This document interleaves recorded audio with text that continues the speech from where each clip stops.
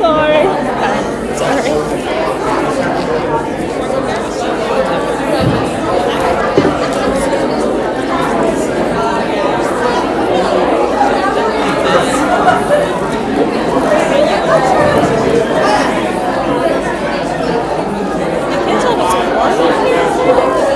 I am a little warm, but I'm like, I know I'm gonna get cold soon. I know. I don't want to take all this off, but I also don't want to walk around in all this either. I know. I brought a heated jacket so I don't freeze. This one? This one. I heard my friend said she just got one and she's like, it's so nice. Yeah. Oh, I like it. It feels nice. Heavy. I have a heated blanket. It's like my favorite thing. I want to get started because we have a lot of content, and I think the sooner Professor Anderson can get done with her content, I think maybe she'll let it go. So hoping, just to make sure I get through all my content. So while I'm waiting for everyone to finish signing in, I want to just mention one more time, Nursing 226. So I hope you all logged in to your course, Nursing 226 Transitions, and look around the course. Make sure that you get your first assignment in and due and posted by Wednesday or Thursday, due date for your class. Okay, everybody's got a different due date? So you have an assignment that is due on Wednesday or Thursday. Okay?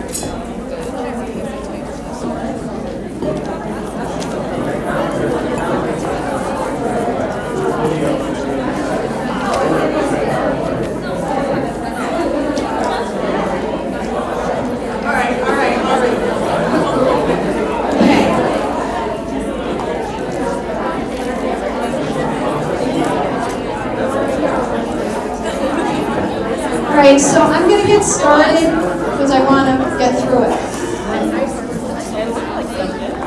Okay, so my topic, actually we're supposed to do our, remember everybody what I always did before? Exercise! No, we got to stand up quick. 1 minute. Stand up. I feel like getting my scolded. That's right. It's one of those days today. Why are we doing this? There's a reason. Blood flow! Blood flow. Awesome. Get that blood flowing. You're like, can I eat like A little grapevine, right? Okay. I ran this car. All right. Okay, now on that note, let's all try to settle down. All right. Okay, we gotta get started. Sorry, I wound you all up, and now I gotta make it all. We got some good blood flow going. Good. Get that blood flow going. Okay. So our topic today is along the line of addictions. Okay, everyone, let's try to quiet down. It's one of the exemplars to addictions. So you've had the content of addictions. So this is a little bit of a takeoff on it, and this is process disorders. So this is, the most common one that you're going to hear about is, usually substance use disorder, which you've studied and had. But there are other addictions that people have. So this is just a little takeoff on that. I also want to tell you that I heard from Professor Parada about your dosage calc, and she says she's going to post an announcement when the grades are available. Because I know you're all going to be looking, but she said she'll post an announcement, and that's all I got. Okay. So one of the most important things that I want you to remember with patients that you deal with that have, however you want to call it, mental health illnesses, whether they're on the behavioral health unit or not, okay? You are going to see, first of all, not all people and patients who have problems with, who have psychological problems, not all patients are on the behavioral health unit. Okay, you are going to see them throughout the hospital. You're going to see, you might be like, oh, I don't have a rotation in behavioral health. Yeah, it would be nice because you would see some acute activity going on versus a stabilized patient on the units, on the, wherever unit you're working. But you will be seeing these patients, not just on the behavioral health unit, but also in the hospital and also out in society. Okay, you're going to be dealing with this population because we all have some type of issue, right? I mean, let's face it. Okay, so we all have something. Something, you might say, I do? Yeah. We all have a little something about us, right? And so how do we want to be treating these patients? We want to be treating them with respect, kindness, and respect. Okay, because we don't know what they're going through. We don't know what's going on. So I can't stress it enough. These patients are everywhere. They're at Walmart, they're at Stop and Shop, they're on, Pomeroy 5, at Waterbury Hospital. They are all over. So please be compassionate. We don't know what they have. You are going to know the backgrounds and the history of the patient, your patient. And I want you to start trying to notice if they do have any psychological history in there, anything in their history, any type of psychological illnesses in their history. And I know one time I did this with my group at Clinical a few years back, and I think out of the 8 patients that we had, I think 6 of the 8 had major depressive disorder alone, just that diagnosis alone. So there's lots of things going on, and there's lots of stresses in life. Okay, so I said we start with my concept map, and I'm just going to review it very quickly. What is addiction? I really like the definition in the center, which is compulsive dependence on a substance or a behavior. It's not always a substance. It can be a behavior experiencing adverse physical, psychological, economical, social, or legal consequences. So there are consequences that can occur with someone who has a problem with addiction. And I'm going to talk about them. So what are the outcomes? Positive outcomes are that they can have normal physiological functions, adequate coping. They've learned to cope and stress. Coping is really important. When we get stressed, what do? Do we run to an activity or a behavior? Or do we try to think about coping mechanisms of how can I handle this? How can I calm myself down? How can I do this? Adequate nutrition, participation in treatment. Negative consequences are, depending on what the substance is that is being abused, is withdrawal, inadequate coping. And what is that going to lead to? Trauma, violence, injury. These are negative ways of dealing with addiction. Strained personal relationships. Loss of employment. Am I going to lose my job over this addictive behavior that I have? Poor nutrition, and then death. Okay, so what is addiction? It's a psychological or a physical need for a substance. For a substance can be drug or alcohol, or it can be a process, and that's a behavior, like gambling. And we're going to talk about other behaviors that have that addictive component to them. And this occurs when an individual will risk negative consequences in an attempt to meet the need. So what do I mean by negative consequences? What do you think could happen? Legal and money issues. Legal issues, where legal meaning maybe they could be going to jail, right? And they know that they can go to jail if they do this, and the compulsion and that it's like a magnetic attraction so strong that they're willing to take the risk for it. Okay, you said legal. Financial, right? Financial, okay. They know it's going to cost them, and they maybe know that they can't pay their rent, but possibly they're still going to go ahead and do this. I'm sorry, you've been saying other ones. Did you say another one?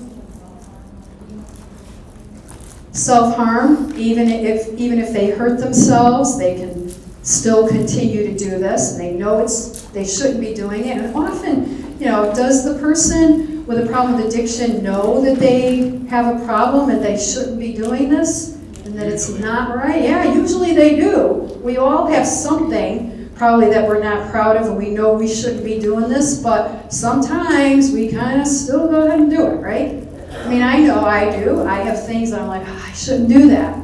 And I know that, okay, well, okay, I can still pay my rent if I do it. It's not, but there's things that we get tempted into doing. Okay, and that part of that is human nature. Okay, so the 4 C's of addiction. Craving. As I mentioned before, it's this intense craving.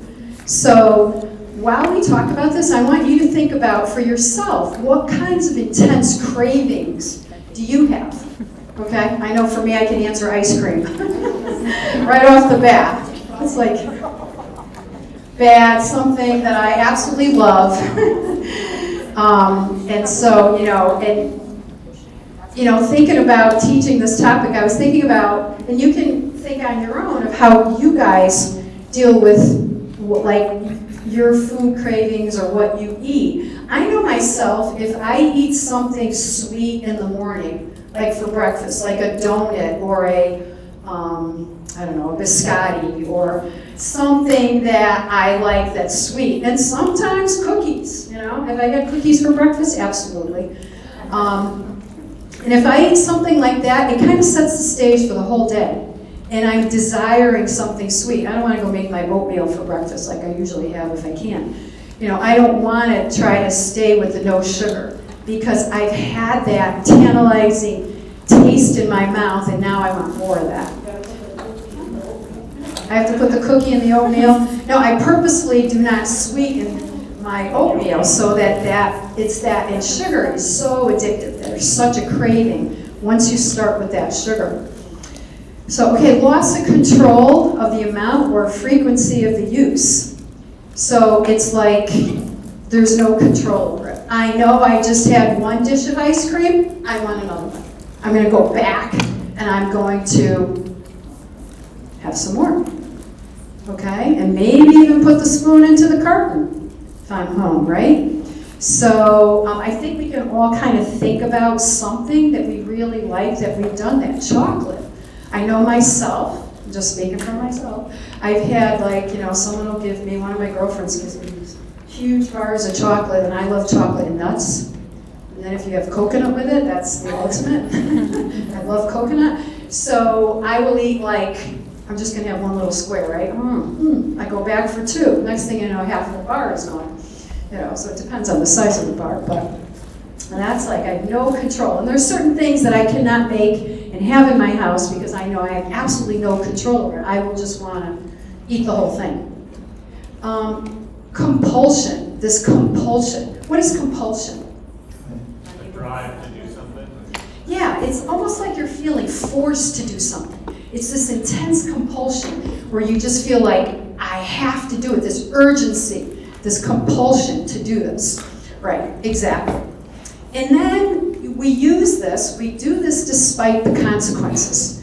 We know that it's not good for us. We know that we could become diabetic. We know that we could, whatever, I'm talking about food right now, but whatever it is, we know that we could lose our house if we continue to do this or become evicted. So, and people know this, but that craving is so intense that we continue to participate in these behaviors even though there are consequences. So individuals with addiction are usually unable to consistently abstain from the substance or activity. So this is someone with addiction. Obviously, if they get help, there's treatments and people have, gone to the absolute extreme of not doing these behaviors, and it's awesome, so there's always hope. And they're unable to recognize the extent of the serious consequences as they occur. Or maybe they do recognize it and they continue to know it, but they try to justify it.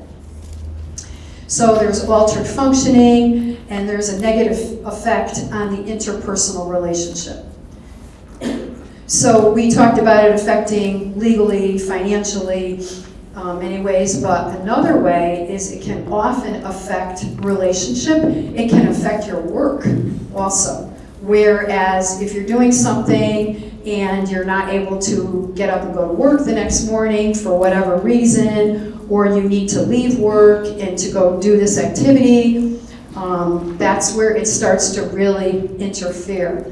And that is the main difference. It's when it really starts to interfere with your life that it becomes an addiction.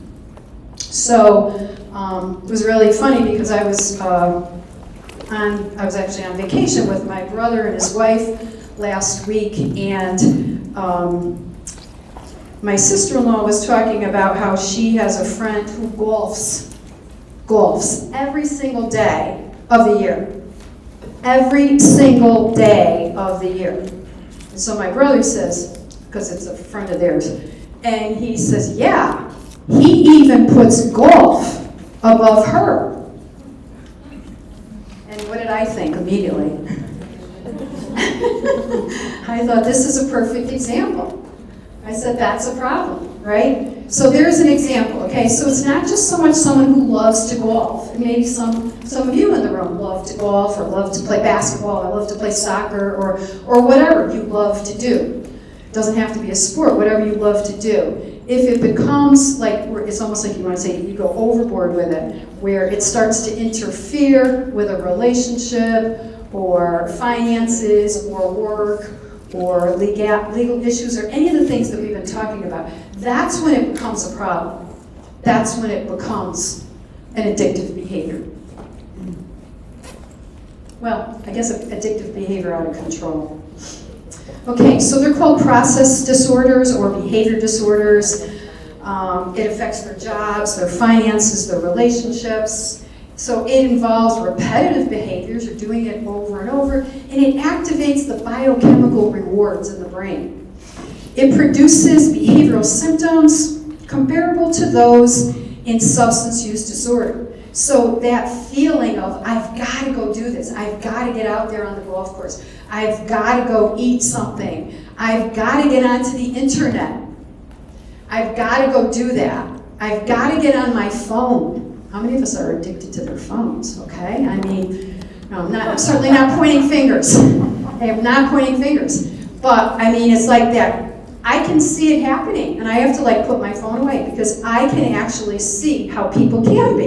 It's like you constantly pull it out, and you're constantly, all hours of the night, all hours, and it becomes a habit. It's almost like, well, I already checked my Instagram, I checked my Facebook, I checked my, right? And it's like, okay, but I'm just still pulling it out, just to see in case there's something going on. So just be aware of it. Just be aware of it.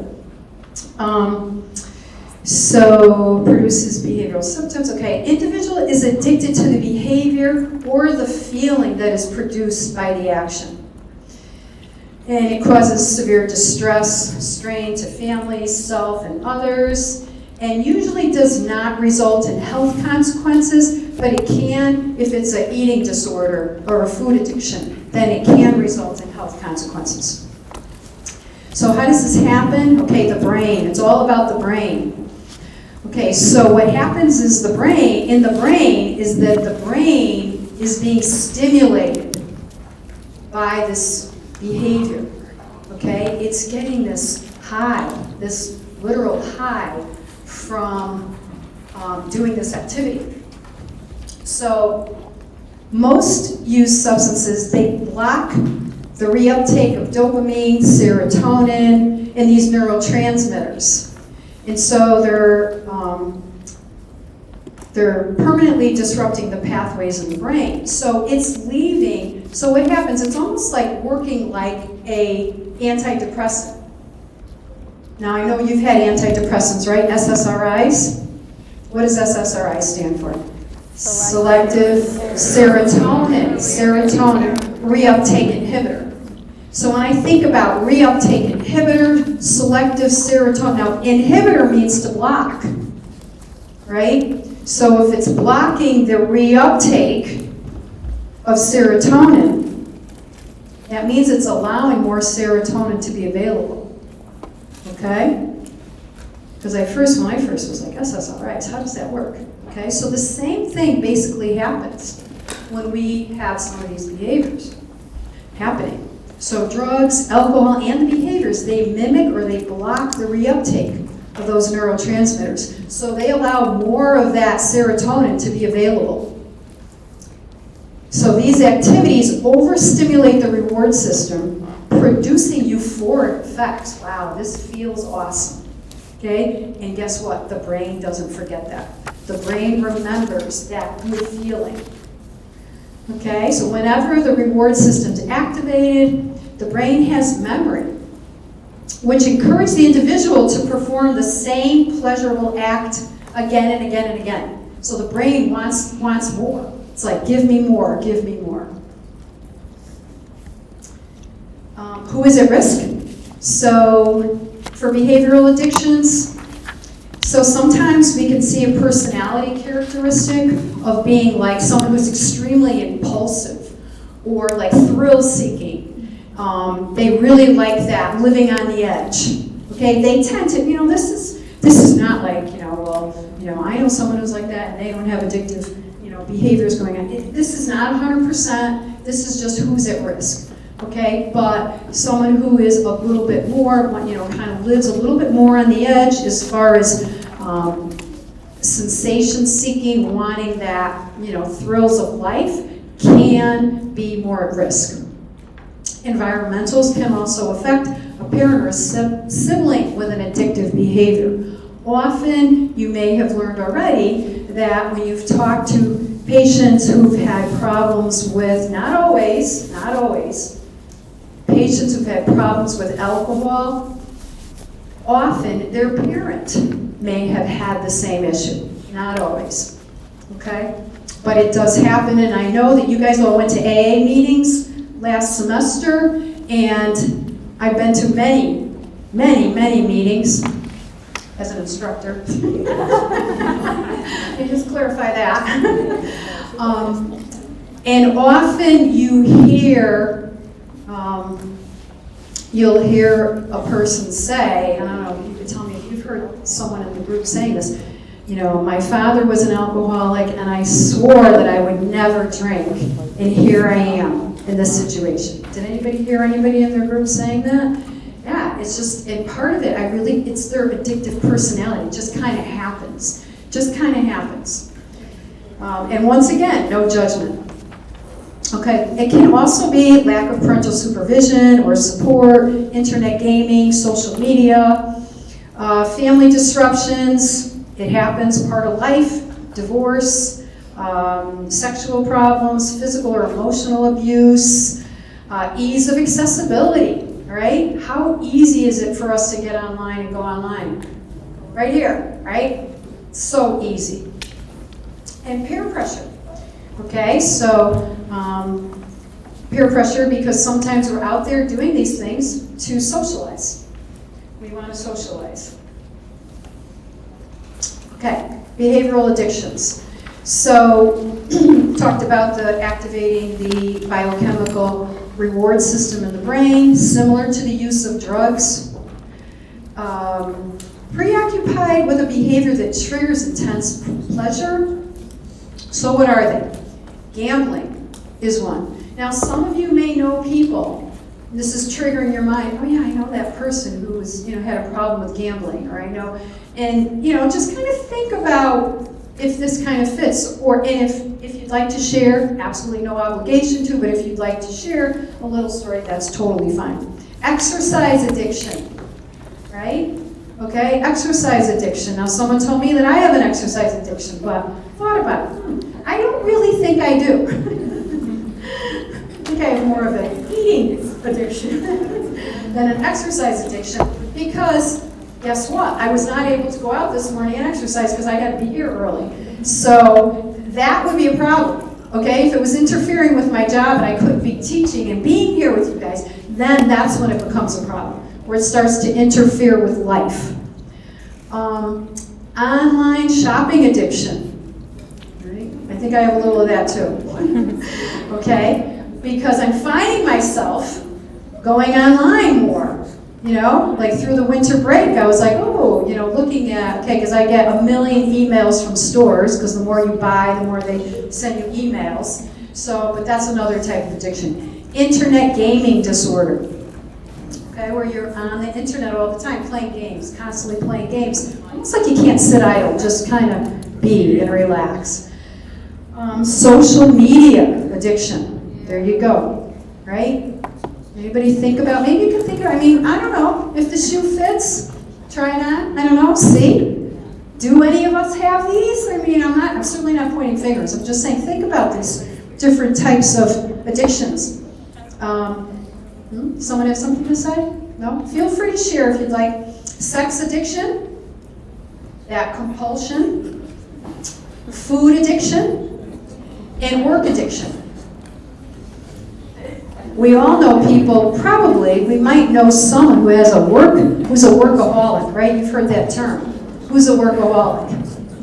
Right? And they just, you know, are just constantly working, and that is, you know, part of that is learned, part of that is cultural, all that comes into play.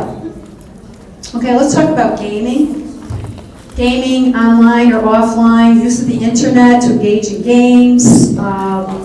You're preoccupied with the game. Withdrawal symptoms when the gaming is removed. The person feels that same type of withdrawal as like with alcohol.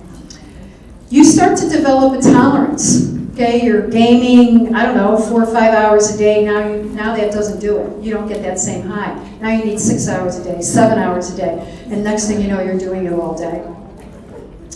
And you've tried to control the use, and you can't control it. You have to seriously make some serious attempts at controlling it. You continue the gaming despite interference with relationships. Okay, I would imagine that that can be a little bit of a problem with a relationship. Would you agree with me? Yeah. Okay. My girlfriend said to me, she, you know, she I don't really, I mean, I don't know, I see her occasionally on her phone, and she's older. She's actually older than I am, so it's not like she's a young person who's brought up with this, you know, internet world. But she said her husband tells her that she's always on her phone, and I don't personally think she is. But I mean, I'm not with her at home though, and so. You know, she's like, he says I'm always, you know, and she's like, but I'm not, you know, so it's just kind of that, it starts to interfere with the relationship, you know, are you on your phone at the dinner table? I know my girlfriends tell me that their grandkids who are like teenagers, are always on their phone when they're having dinner, okay? Are you guys on your phone when you're having dinner at night with your families? Are your kids on their phones? I mean, think about it, okay? Like I said, I'm not pointing any fingers, I'm just trying to make you aware. My son, when he went away to college several years ago, he had a roommate. He had like 3 roommates, I think, his first year away. And one of his roommates stayed in his dorm the entire time and never went to class. And guess what he was doing? Gaming. He was gaming. So guess what happened? He failed. Yeah, he absolutely failed. Right. Because it was an addictive behavior. You know, I felt bad for him. And it became it was a serious problem. Every time he went back to the room, he was gaming and gaming and gaming, and then it totally got out of hand. So people who partake in gaming should be alert to the amount of time they spend on gaming activities. Even like solitaire, something like that, another gaming activity. Now my son, I feel like my oldest son, I feel like he's always on his phone. And you know, one time I said to him, "You're on your phone all the time." So one time we actually went out somewhere. He joined us on the vacation that we were on, and we were like, "Text this person." He goes, "I left my phone in the room." He said, he said because me told him that he's always on his phone. You know, it's like too much. So he goes, "So I'm trying not to be on my phone as much." Good, because he's on his phone all the time. Sex addiction. It's also referred to as compulsive sexual behavior. So this involves persistent, excessive sexual behaviors. And once again, it's this compulsion to continue the behavior. Activities include engaging in risky sexual behaviors. So they don't care if they're going to get a sexually transmitted disease or infection. They don't care about that. They continue. They're preoccupied with sexual fantasies, going to strip clubs, participating in phone and internet sexting. Once again, it can cause damage to interpersonal relationships. It's difficult to diagnose and treat. Food addiction. We started to talk a little bit about this. Reward and pleasure center of the brain, they're activated by certain foods, especially highly palatable foods such as sugar, fat, and salt. So those foods really call us in. So you might hear someone say, and maybe that's you guys, say, I'm not so much of a sweet person, but I'm a salty, right? They like the potato chips and, the chips, right? Some people are smiling in the room. Maybe some of you can relate, right? So some of you prefer, the sugar, and some of you are like, no, I don't need that. I like the salt and the chips and all that. So it depends. Very, very addictive. Those foods can be, and fat, right? The first food I mentioned, ice cream, right? High in fat. Okay, so it calls you in. Food triggers those feel-good brain chemicals such as dopamine. And the brain remembers, as I was mentioning, and how many times is it like remembering how good that piece of chocolate tastes, or that chocolate cream pie taste, or one of my favorites, coconut custard pie, that I cannot make and have in the house. So those things, because we know that we remember what it tastes like, right? And one time we were having dinner, and I thought this was kind of cute. My daughter was at the house having dinner with us, and we finished dinner, and she's like, I'm full. I'm full. And then she's like, okay, I'm ready for dessert. So I said to her, I thought you said you were full. And she said, that's a different stomach. I said, oh, I like that. That's a different stomach. But really, it's the brain, remember, and I thought, yeah, there are times, right? I know myself, I'm full, and I've continued to eat more, right? We go back for seconds. Are we hungry? Not really. We're really pretty satisfied. But yet, what is it? It's our brain remembering how good something tastes, right? Okay, so food can be a problem because it can play a role in obesity. However, remember this, that you do not have to be obese to have a problem, to have a food addiction problem. Okay? So normal weight people may also struggle with food addiction. So look at the bottom line. May increase physical activity to compensate for the overeating. Gambling disorder.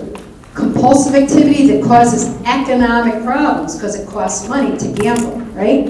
And significant disturbances in personal, social, and occupational functioning. They lie to conceal the extent of the problem. They're preoccupied with the behavior. May commit illegal acts to finance their addiction. And then they may rely on others to help pay off the debt, because they have to try to get back their losses, right? Recoup their losses. So gambling is more common in males, but it also occurs in females, but it's more progressive. The progression is faster in females. So it's more common in males, but females can catch on and move along very quickly. And it usually develops over the course of years, and then it starts to get worse and worse and worse, where the person is getting more and more in debt. May be regular or episodic, so they may have periods of abstinence where they no longer gamble, but then they go right back to it. And that's the hard part. It's not so much easy to stay away. You stay away, and then all of a sudden you indulge in it, and it's like the alcoholic who goes back to that drink, and then it's like they just want more and more and more. It's that compulsion and it's that craving, and you just get drawn in like a magnet to get back to that behavior. Stress and depression may increase this behavior. So they may commit illegal acts to finance their addiction. And so I was going to tell you that this is a true story about someone who had a problem with addiction, and he was a young guy, not a process addiction of gambling. He was a young guy, he was engaged, and everything was going well. They got married, everything was going very well. And actually, his wife was working at the time with my daughter. So my daughter told me that, oh my goodness, she said she got a call at work, her friend got a call at work that she had to go home because someone had broken into their home. And someone had broken into their home and the house was a total mess, and they were just newly married, like 3 or 4 months.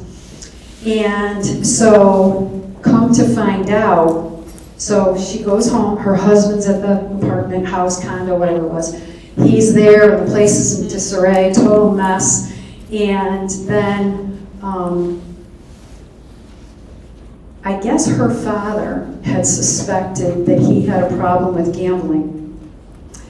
And the girl's father said to the guy, if you've set this up and staged this so that you could recoup your losses through the insurance company, you're going to end up in jail. So he came clean because he did in fact do that. He actually staged the break-in so that he could get money from all these things that were supposedly missing so that he could recoup and cover up his gambling addiction.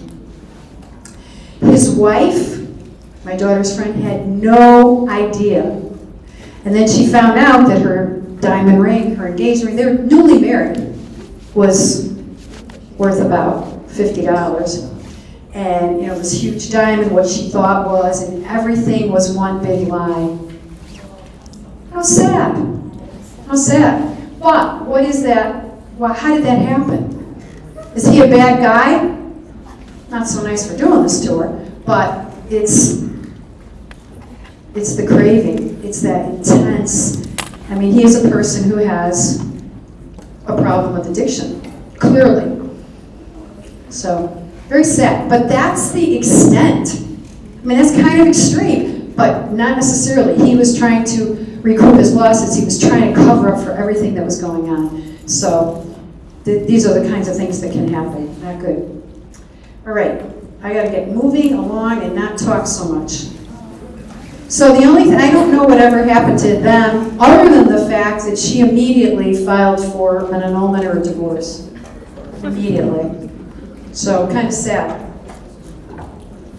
Okay, so gambling. So you know about the DSM-5. I'm sure Professor Anderson has talked about the DSM-5, which are criteria to categorize. Okay, so that states that any gambling behavior that creates harm, distress, and negative life problems could be a sign of a gambling disorder. So, 2 simple questions. Have I ever had to lie to important people you know about how much you gambled? Have you ever felt the need to bet more and more money? If yes, to either question suggests there may be a problem with gambling. Okay, so now as nurses, how are we going to talk to these patients or people in our lives? They may not be patients in a hospital, they may be a friend or someone you know in the community as well. Anybody have any questions so far?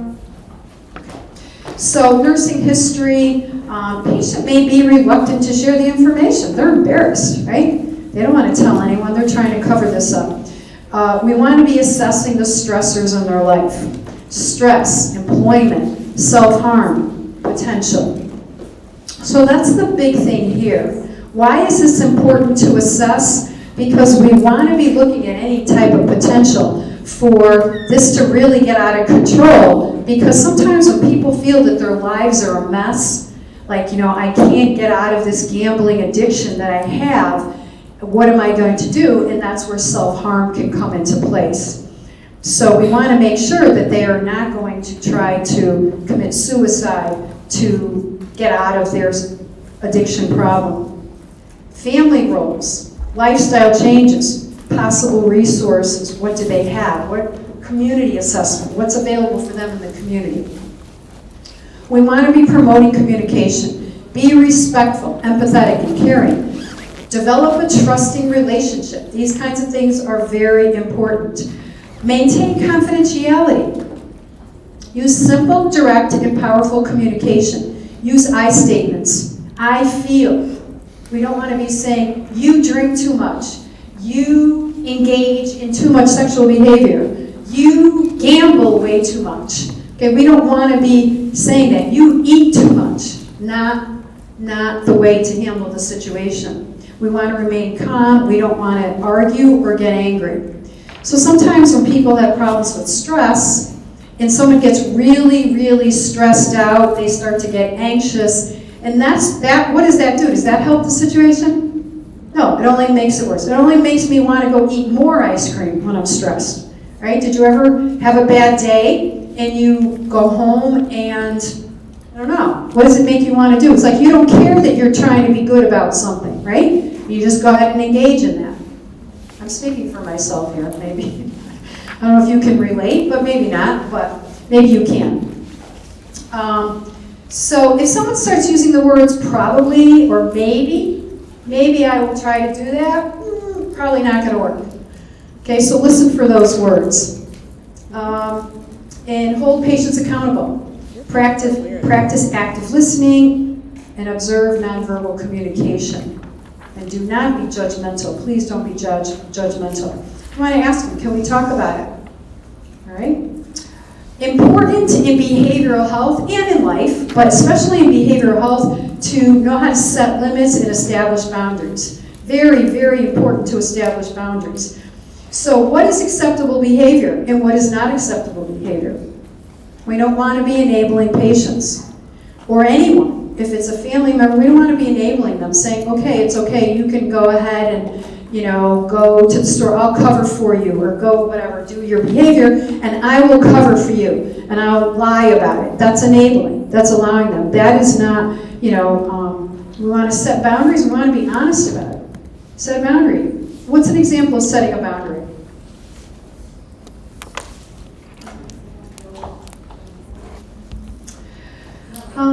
Okay, how about something like, I know when I've been on the behavioral health unit and I'll have a patient that will come up to me and say, I need my medication right now. I need my medication. And I'm in the middle of giving medication to another patient. Okay, so we want to be setting some limits and saying, okay, I will get you your medication as soon as I'm finished. Or I want a cup of coffee. There's no more coffee in the container, right? In the urn. Okay, as soon as I'm done with this, I will get. So you want to kind of set a limit. You can't just be like, okay, I'll stop everything and go ahead and go do that. All right, so it's setting limits, making sure that there's some boundaries and parameters, and what is acceptable and what is not acceptable. Because this is going to promote positive behavior change. They're going to know that they can't always get what they want. If you're constantly responding the drop of the hat to everyone, then they're going to be like, whoa, okay, this is expected. I can demand this. No. We will tend to you once we're done. And it can be difficult to do that because the patients are going to get angry. I want it now. How come you're not getting it for me? Well, I will get it for you. Let me just finish this. Okay? And setting boundaries is really important. Patients who have a problem with addiction, they're not good at boundaries. They don't like boundaries. They just want, because, think about it. They want what they want, and they want to get it, and they're used to usually getting it. And they often cross those limits, those boundaries, and they do what they want. They lie, they steal, they do whatever they want to get whatever they need to get. And we want to encourage the family to be setting boundaries as well. When we're doing family education, we want to be encouraging the family. So they may be hospitalized. If it gets out of control, you may see them with a process addiction. The behavioral health unit, not so much, but you may, because we want to remove the person from the environment or the behavior. And we want to get them started into group therapy. And maybe they need to, especially, anybody can think of why they might be hospitalized? If they're especially thinking of self-harm. or harm of anyone else, any kind of violence, not just themselves. If they're so upset that they are suicidal or they may harm someone else, homicidal, then we want to definitely pull them in and into a locked unit so that they will not harm themselves or others. Medications that we use SSRIs, we use, you do not have to know these medications. There are no medications for my topic, okay? No medication. No. Wait till we get to schizophrenia. I'll be making up for it with the antipsychotics. So it's part of our curriculum, by the way. It's not medications that we want you to know, but just know, but these medications, the SSRIs, I'm sure are part of the depression topic. The mood stabilizers, sometimes they need mood stabilizers such as lithium, anticonvulsants, second generation antipsychotics used for gambling disorders. The milieu, okay, so the milieu, what is a milieu? Do you learn about that? The unit, okay, it's the behavioral health unit, it's the environment where the behavioral health patients are on, that's the milieu. So there's milieu therapy, and it's very supportive for recovery. It's safe, it's structured, it's setting limits. There's a consistent routine, clear communication as to what is expected. So the benefits of the structure is it helps the patient contain the negative behavior. It provides opportunities for them to learn how to respond to others, how to work together with the other patients on the unit. The goal is to support the constructive permanent behavioral change. We want them to try to change their behavior. They get staff and peer feedback. They get modeling of constructive behavior, social interactions. Okay. Group therapy, there's the 12-step program. I'm sure you're all familiar with that because that's very much like AA, because there's Gamblers Anonymous, Overeaters Anonymous, Alcoholics Anonymous. It's a support group. These are support groups. And many people go to those support groups, on a regular basis, even though they've been clean from this behavior for years and years. They still go because they're still called in. It's a sequential plan for recovery. There's steps to it. And the only requirement is that you have a sincere desire to change this behavior. Group therapy, the group deals with psychological, cognitive, behavioral, spiritual functions. It's facilitated by professional group therapists. The nurse can also lead a session. In the therapy, there's support groups, there's family behavioral therapy. Okay, so behavior-related therapy. Sometimes patients will go to therapies on an outpatient basis. And the goal is that the patient will learn and apply the healthy coping mechanisms to promote healthy behaviors. So what are these mechanisms? So there's something called, have you guys heard of DBT, dialectical behavioral therapy, as Professor Anderson talked about that, yeah. So dialectical behavioral therapy is really, really good for these patients because it combines strategies, it uses strategies of mindfulness. How can I be mindful? And you really are talking to yourself, and you're talking to yourself, trying to calm yourself down. If you're in a stressful situation where you want to reach out and go to that behavior, where it's pulling you. It's a mindfulness and also trying to accept yourself and regulate your emotions. That's what this DBT is. Cognitive behavioral therapy, very much the same. It combines the behavioral techniques with the cognitive psychology. So it's going to help basically with problem solving. How can I solve this problem? It's things that you can go to. You're going to learn these behaviors that you can go to and call upon when you're in that stressful situation where you want to go out and engage in that behavior. Okay, so we have about 5 minutes left. And for the 5 minutes, we're going to do a real quick review activity. I'm going to break the group into, I meant to number these, but we can count down and number them. First one is obviously number 1. Who is at risk for behavioral addiction? So what I want you to do is I'm going to divide this big class into 5. Okay? So what I'm thinking is, I'm not sure how we're going to divide up into groups, but we're going to divide up into 5 groups, and we are going to each take one question and try to come up with the answers. And then I want a couple people from your group to go up on the board and write the answers so that we can all see what they are. Because this is basically a review in a nutshell about the risks, the signs and symptoms, the nursing interventions, the nurse's concern, and the treatment options. So how about if we're going to basically have, it's going to be hard to divide this 100 people into 5. So I'm thinking we will probably have maybe like 2 groups of 1, maybe so like you guys can kind of get into a group of question 1 and question 1, okay?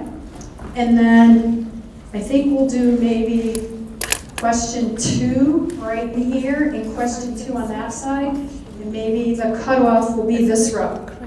So everybody down here will be in question 2, signs and symptoms of behavioral addiction. Okay, just try to work with the people around you, all right? Yeah. And then this is going to be question 3. How am I going to do this?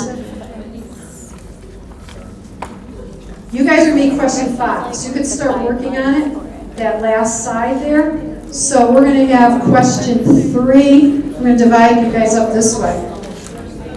Yeah, I guess that's altered punishment. Pick a side. Interferes with their daily life. 3, and you guys will be question 4. Okay?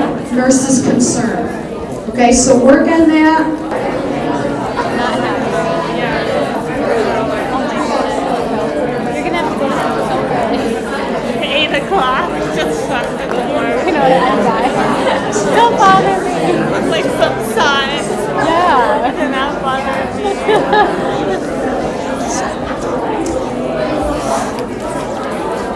But you know, it's less about I know. Oh, I hate getting up so early.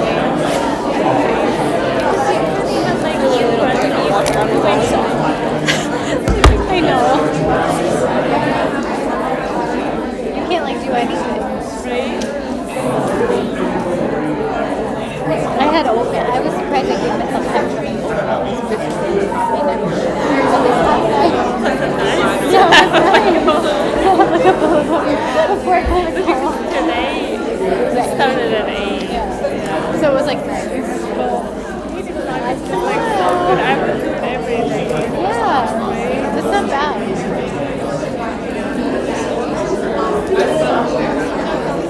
I didn't get coffee. It's brown sugar, shaken egg.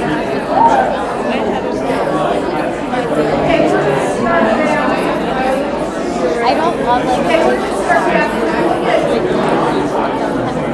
I like how it I like to have ice in the morning. I cannot have like ice. How can I get it? 2 minutes, we'll be done. We're just going to go over the answers. Okay? So who is at risk? Somebody wanted to, I can talk. You want me to just read them? Impulsive, someone that's impulsive behaviors. Sensation-seeking type of personality. Environmental factors, family with addictive behaviors. Not so much parental support. Families may come, this is not to mean that if you are from a divorced family that you're going to have behavioral effects from it. Sexual, physical, or emotional abuse, patients from families from this. Ease of accessibility, peer pressure. Okay? And she put down, refer to slide 8. Okay, so signs and symptoms. Negative consequences on relationship. Yes, if it starts to affect your relationship or the workplace, if you're having these intense cravings, but you can have intense cravings, but you really have to be like a lot of these out of control where it's really affecting your life. That's really, because I told you I love ice cream. So I have intense cravings for ice cream. Is it affecting me? Am I bringing it to work? No, I don't bring it to work. Is it affecting my ability to work? Is it affecting my relationship? I don't think it's affecting I don't think my husband cares, but you know, that's when it becomes a real problem. When it starts to affect your relationship, your work, legal issues, you're getting arrested for it, things like that. Loss of control, the compulsion, engaging in risky behaviors, lying, absolutely, financial problems, strain, you're hiding things, financial strain, hiding things, negative effects on your health. If it's starting to affect your health and you can't stop, that is definitely a sign of a behavioral addiction.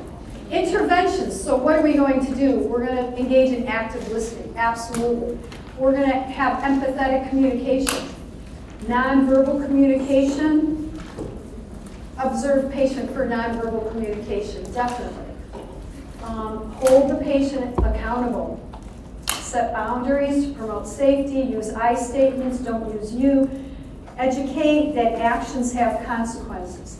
Yes, absolutely. Very good. Okay, what is the nurse's main concern with patients? I mean, when they're in the hospital, we're taking care of, there's a lot of concerns. Our concerns is that it's going to affect them financially, it's going to affect their health. All these behaviors, they can get into trouble, and if you know someone who is engaging in these things, we're concerned for them, absolutely. But the main one is for self-harm or harm to others, absolutely. So we just want to keep that in mind. We want to make sure that everyone is safe, the patient and others. Financial stability, we want to watch, are they having problems with their finances? It doesn't mean that just the people who've gone through their finances and they have no money, because they have no money, they're now poor, and now they're the ones who have these problems. No. There are people who have a lot of money that engage in these behaviors as well. Go through their money, but maybe they just they're financially a little bit more stable and stuff. So don't think that only the poor people are involved and engaged in these behaviors. Psychosocial support, what are the stressors in the patient's life? Absolutely, because stressors, we want to try to keep stress to a minimum. Can't do it in nursing school. Sorry about that. But you have to try to find ways to manage your stress, no matter what it is. We all do. We all have to. I didn't mean to say you. I just meant as a nursing student. I just mean that we all need to find ways to manage our stress. We all have stresses. How do we manage them? That's really the key. So what are the stressors in the patient's lives? And then treatments, possibly hospitalization, especially if they're so down and out about this activity that's happening that they become suicidal. SSRIs, okay, so medications. There could be not just SSRIs, group 5 over there. What else besides SSRIs? Mood stabilizers, antipsychotics, second generation, right? So that's individual. That's why you do not have to know medications, but those are the categories. CBT and DBT, yes, those therapies, and 12-step program. Okay, excellent, you guys. Professor Anderson, I thought she was going to be here at 1 o'clock, so I'm going to text her. Oh, okay. So she could have come in. All right. While she's setting up, you guys can stand up, move around, get that work on. Take a quick bathroom break. Oh, I didn't know she came in. Good job, everyone. Thank you. You can hear me. So do you think you passed? She's got me in charge. I think you got I gotta use the hot the one. But the overnight. I think so. You do it. So it's 200. Maybe I don't remember that number, but it was over an hour and a half. By the way, But I did bipolar. Yeah. I got really close to that. But I was like, I don't know if that's the program. Okay, but I think I got it. Let's see. Was it asking around? Some of them. If you didn't sign in, come on down and sign in. I don't think it did. Do you remember? I couldn't remember that equation, so I was trying to like Sign my in my head. Like, did you see me on your 2 hours? She said you can't. Going over, so I was like, Psychosis. 5 an hour. No, it hasn't. Alterations in my It was like 140 or 150, and then when I figured it out, I put 140. Do you think you got all of it? And then I read the other ones, and they're like fucking 30 pages. And I'm not. Like there were like there was like a couple of really harsh ones. In the beginning, I don't know.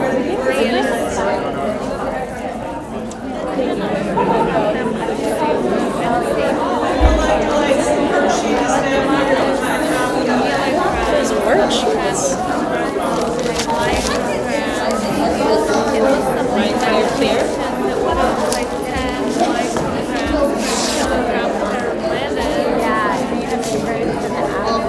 You have to lift by 10, by weight 75, something, and then by 60, right? Like an hour. No, and then no, but then you divide it. It doesn't work. I did like divided by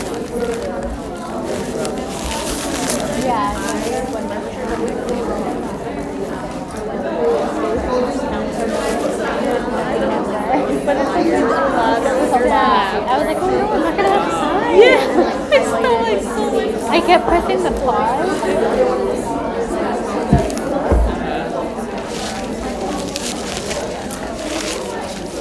Yeah, that one was like really. I know. I'm sorry. You got some flashcards done? I know. A little. It's hard to write when I'm so bundled up. I literally got up and I was like, oh, this isn't gonna work. I can't walk in this.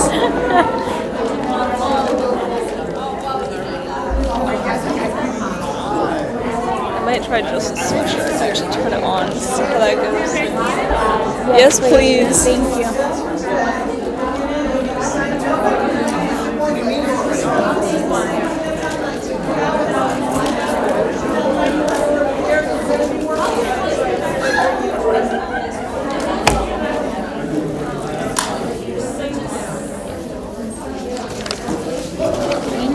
Thank you. No electronic.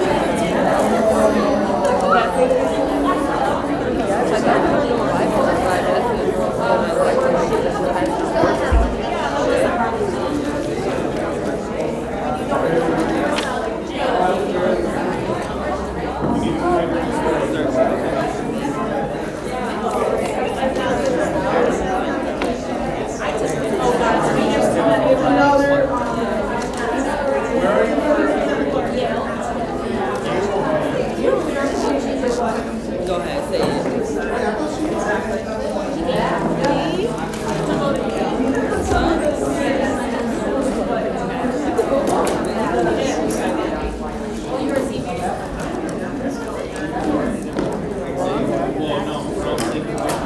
Right, you fail, and then you'd be like, shit, if I missed that one class, I left early that one time.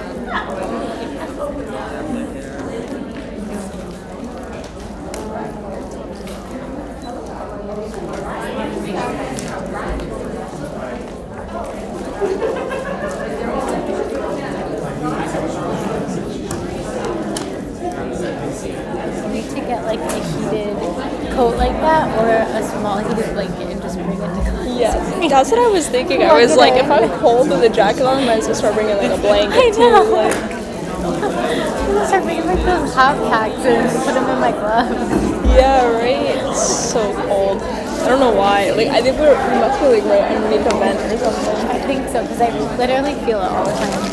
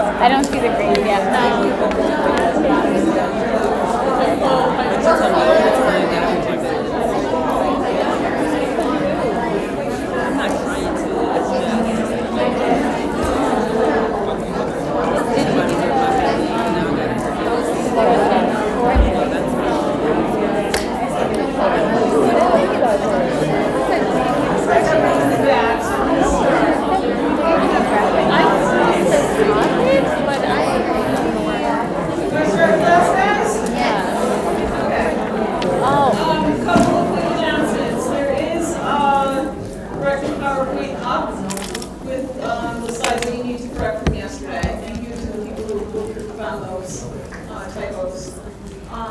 Also, there is I did what I said I was going to do, which I'm pretty proud of after a long day, right? There is an NCLEX question on the moving affect section. Okay, so it's something that we got. It's a case study kind of thing. Okay. I have a question on that case study. Only because I asked you yesterday about age, Yeah. and in that case study, Do you see the slides? the girl was Is it slides for this? and age was not a factor. I'm going to say it is. I don't care what they Yeah. said. Like, do you see them all black? No, I'm serious because The bipolar slides. a lot of the literature. Do you know where they are? I don't, do you? I had them up, but now they're So, I know it's different than I haven't when even seen them. than when I told you, but I pulled really it up think yesterday, it but I is. didn't see Think it. about that. I didn't even see them yesterday. They do. I have changed the rest of my life. Yeah, no, well, yeah, and it could be different based on age, but I'm glad you brought that up. Oh, because it's- Is it under the first week? Yeah. It's under So if you want to be thinking along those lines for next gen, you want to just look at the actual Oh, I see it. posting, you know, Yeah, what it's so the weird. adolescent I'm That quiet. comes on that the next absolutely you want to put that it is in a map. Okay, so that's one thing that you brought up. It is not when you're taking and executing. That's the reason why I put these things up here, because we want to see the differences what we're talking about. That's not the reason why. There is that difference there, but I'm going to stand by the fact that adolescence is extended. in our own practice. Correct.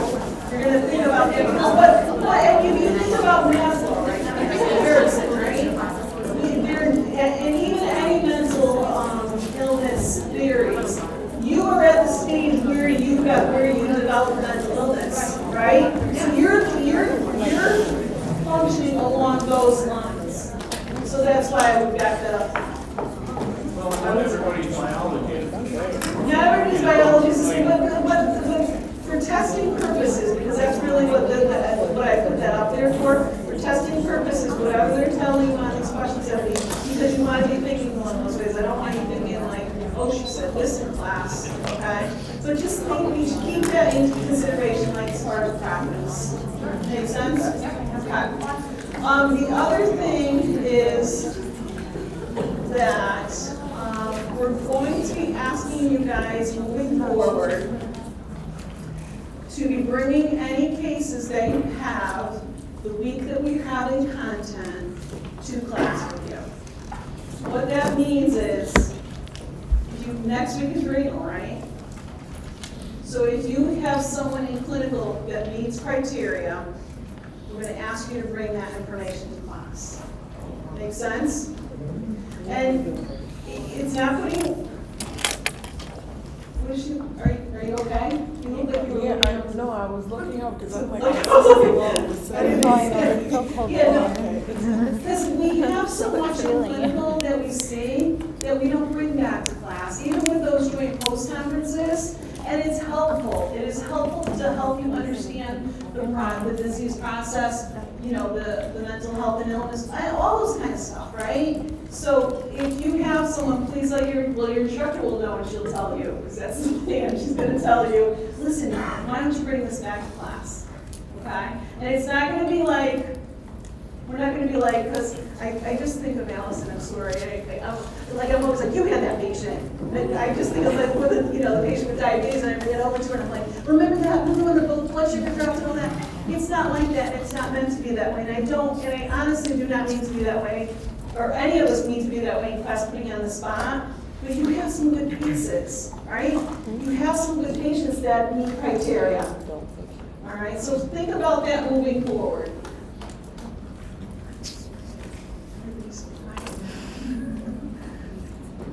All right, so today we're talking again about mood and affect. We're moving forward, we're talking about bipolar disorders. This is considered an hour class, so how many questions under your exam do you think? 3 or 4? 3 to 5 is, yeah. Thanks, Nicole. And again, it's 12 total with this, with MDD, okay? MDD is roughly 12. Yeah, so 3 to 5 will be bipolar. disorder. No. The three to five out of that is going to be out of the 12. Okay? The med questions, again, I'm going to say it to you one more time. You're going to put the categories in. So it's not knowing the meds, even on the med questions, because I'm specifically thinking of lithium, right? Because you need to know the therapeutic dose, because it has a neuro index on it, a neurotherapeutic index on it. We'll put those on the questions, because that's what Next Gen is doing. So we're really trying to get there. We're really trying to get you, because it's right? So that's the plan. So just so you know, so you're not memorizing those values, okay? Saves you a little bit of time.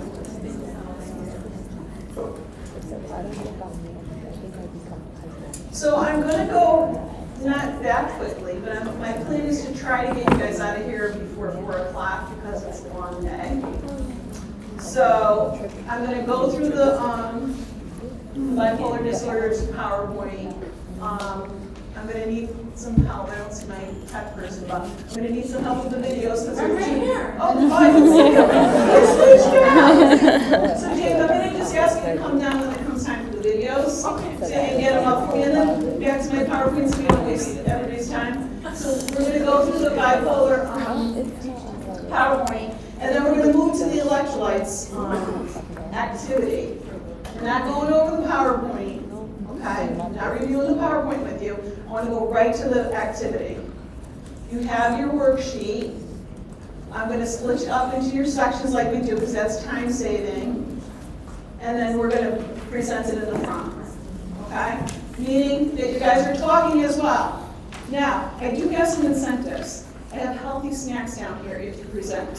Why healthy? Well, there's some kisses in here. In the bottom, there's kisses, but there's some healthy snacks down here if you present. You know, it's like a bride. Yeah, I don't care. You know, like if you're taking the time to present, okay? Sound like a deal? Yeah. And then we're going to review we'll review it, and then you guys should be out here. I'm thinking I'm going to be out of here early. I'm really pushing for it, okay?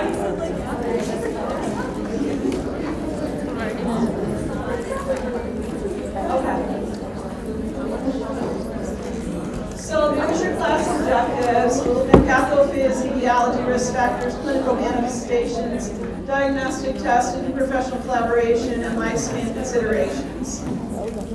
Here is your CCNP concept map, and you can see how everything is related on that. That's a nice visual. Bipolar disorder, what is it? There's no definite cause. They haven't identified a definite cause for bipolar spectrum disorders. Thought to be a combination of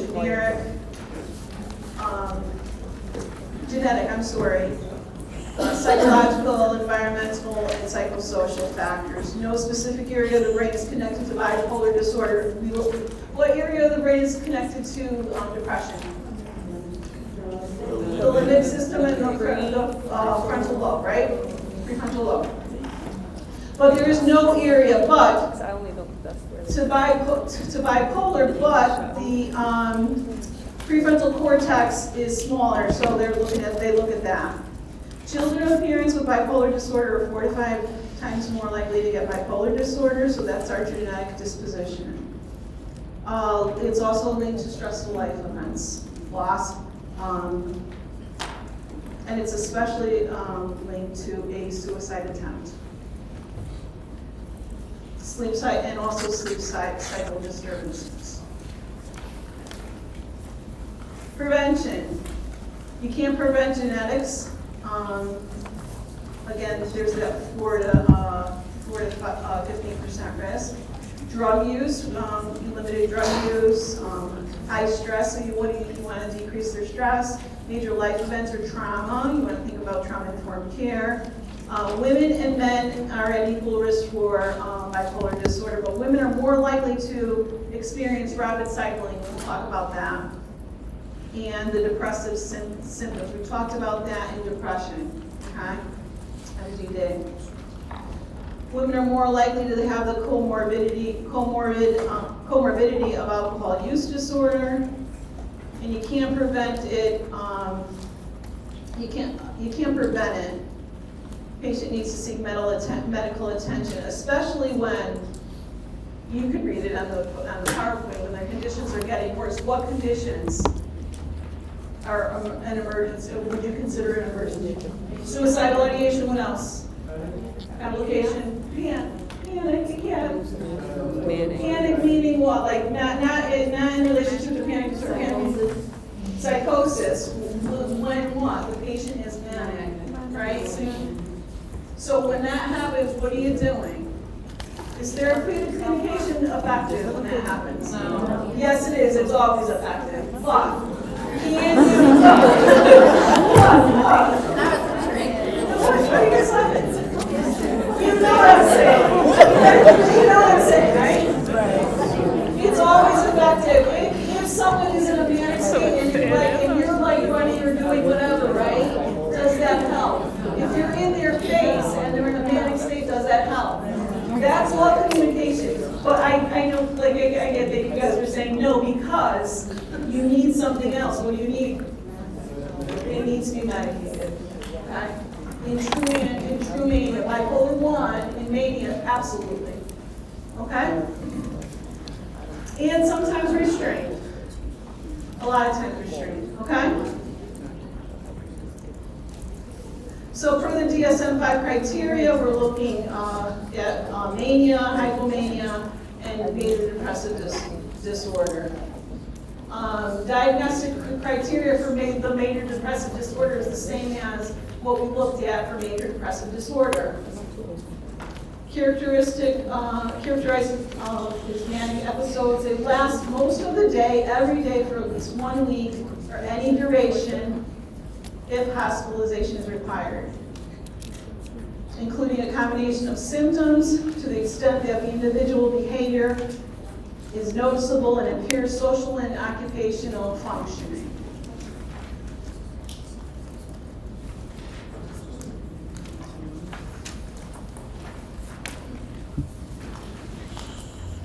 So bipolar disorder continued. The symptoms cannot be attributed to any medical condition. That's with every single mental illness, right?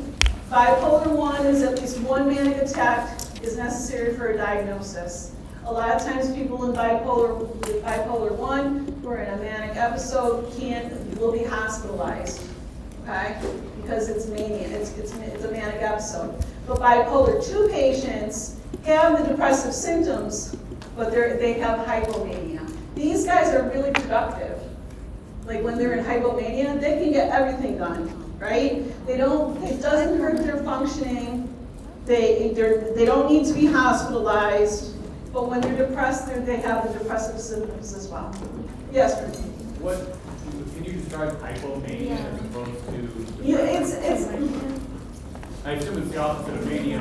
No, it's not. It's not the opposite of hypomania. Is still a manic state, but they can run around and do. I usually get a picture of someone juggling everything, right? They could do everything. They could like manage stuff like you wouldn't believe. They don't have an issue with functioning. Mania is when you have no psychotic, you're delusional, you're unsafe, you're going to hurt somebody, you're going to hurt yourself. That's mania. Okay. Okay? So, what's that? Kanye West is a good example. Thank you for that. He definitely. He's bipolar. You can't diagnose. You need the DSM-5, right? But he can go into everything, but he does crazy stuff sometimes, right? And that word crazy, please don't take that. Don't apologize. I agree with her. No, I have to apologize because it's a bad word. It's a bad word in setting. It's a very bad word for anybody who has mental health or illness. But I use it in a loving way because my grandmother had Alzheimer's. And I would always say, I'm going to take care of my crazy grandmother, right? So I don't mean, when it comes out of my mouth, I apologize. I do not say it on the units, okay? I just have a question. Yeah. The hypomania, like flight of ideas? Is that- Yes, yes. I'm going back to my thing, so ask you guys about that stuff. Okay. So, it could be, but a lot of times it's in mania as well, That's flight of what I was ideas. asking. Yes, yes, yes. Yeah, we're going to talk about it as we move forward a little bit, but it could be in both, right? As long as it's not to that point where you're like out of control. Now I'm going to give you, James, can you help me? Yeah. Thank you. I'm going to show you a couple of videos. And what I want you to do is write down the depressive symptoms and also write down the manic symptoms, okay? The first one is Silver Lining Playbook. So we're going to yeah. We're going to be done.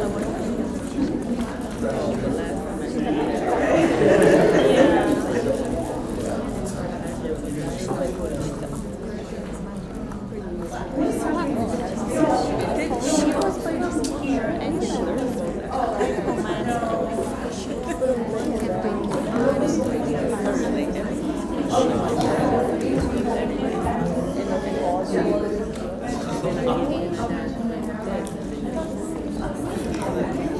I mean, not really. But also, it's like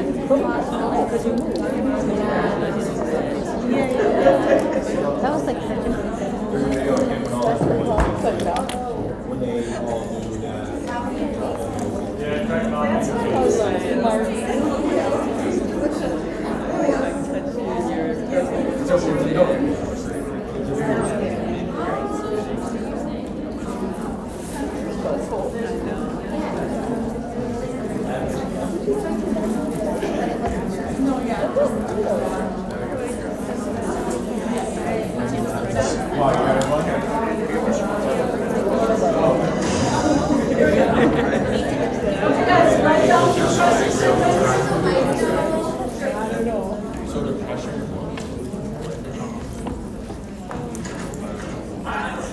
What's this?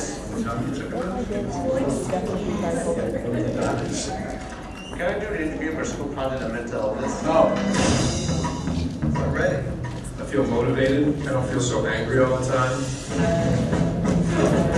This time you're rooting for this Hemingway guy to survive the war and to be with the woman that he loves. It's 4 o'clock in the morning, Pat. I can't apologize. I will apologize on behalf of Ernest Hemingway, because that's who's to blame here. Yeah, have Ernest Hemingway call us and apologize to us, too.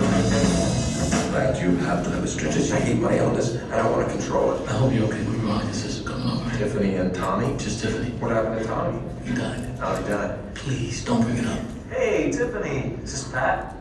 You look nice. Thank you. How'd Tommy die? That's what you want. I used to be on lithium and Seroquel. I was on Xanax. You ever take Klonopin? Klonopin. Yeah, is that what? I'm tired. What the? Are you gonna want me home or what?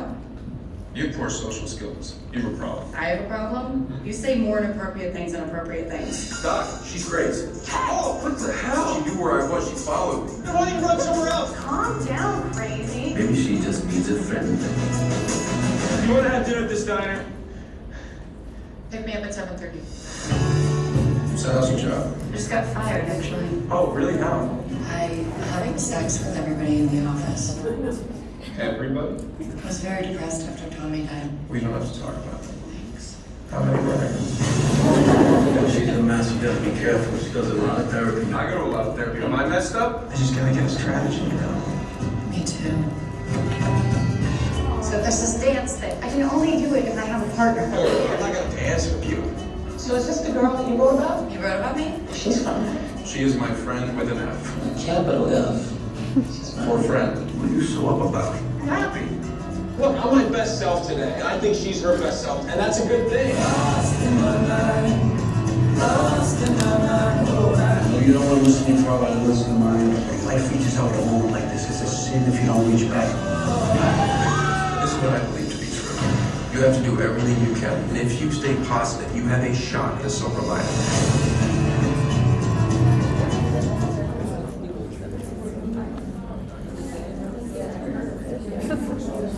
Okay, so what do you notice there as far as it's a a great movie. It doesn't have all the time in the world, but it is a great movie. It shows a lot of the signs and symptoms of bipolar disorder. What did you notice as far as depressive symptoms?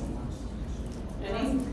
How does that work? Jennifer, One. Hypersexual is part of the mania, right? Hyper, when you think hyper, right? What else? Any depressive symptoms here? Jennifer Lawrence.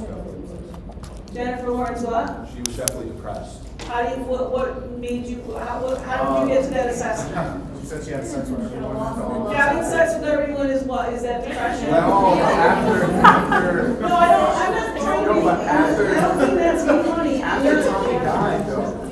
She had a low mood at some point, Yes. right? Her affect was, right? Yeah. Exactly. It was kind of up and Occupational down. impairment. Yeah, he has more. Yes, occupational impairment, she lost her job Yes. for her manic behavior, right?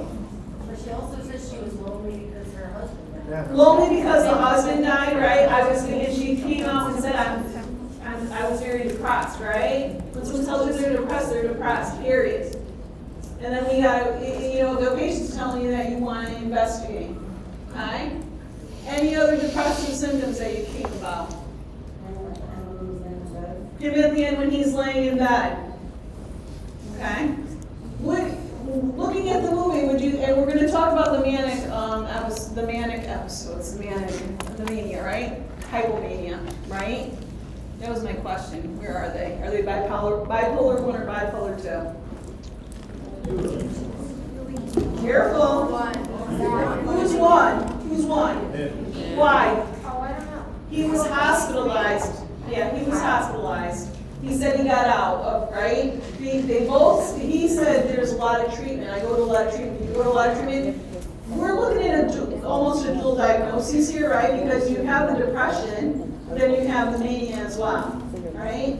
So in the two symptoms, that dual diagnosis, it's multiple symptoms, right? Because the diagnosis is bipolar, but it's much harder to control, right? It's much harder because of all those symptoms. What kind of manic, what, Ryan, what? I was going to say, so is hypomania only a bipolar 2? Is bipolar 2, correct? So Totally differentiated by degree of mania? That's exactly what it is. okay, so Yeah. if you have But like there is a some- manic episode and a depressive episode. A manic episode you're gonna see next, like a true manic episode where they're pulling someone into the hospital. That's usually the case. That's bipolar 1. Bipolar 2 is only if you 2 have is you episodes don't of require bipolar. hospitalization, you get everything done. You're in the manic phases at points. It depends, you cycle differently. But you have the depression in it as well, right? So when you're in the manic phase, what's that? 1 is typically more severe than? Yeah. Okay. Yeah, you get hospitalized for 1. I have a question. So I would say he was in 1, and I don't know anything about her, probably, but she didn't say anything about hospitalization from the clip. We would categorize her as 2. But you don't know, right? Even though she lost her job as a result of her actions. Yeah, you could, I mean, highly functioning, I'd say, but she didn't need to be hospitalized because she had, because of what she did. Yes.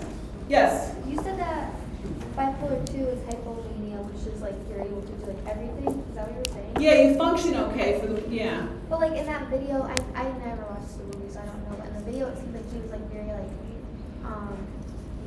exercising, reading. Because he's controlled. He's med controlled and he's discharged from the hospital. They don't stay in the hospital forever. Okay. He's med controlled. Okay. He's at that, remember the continuum?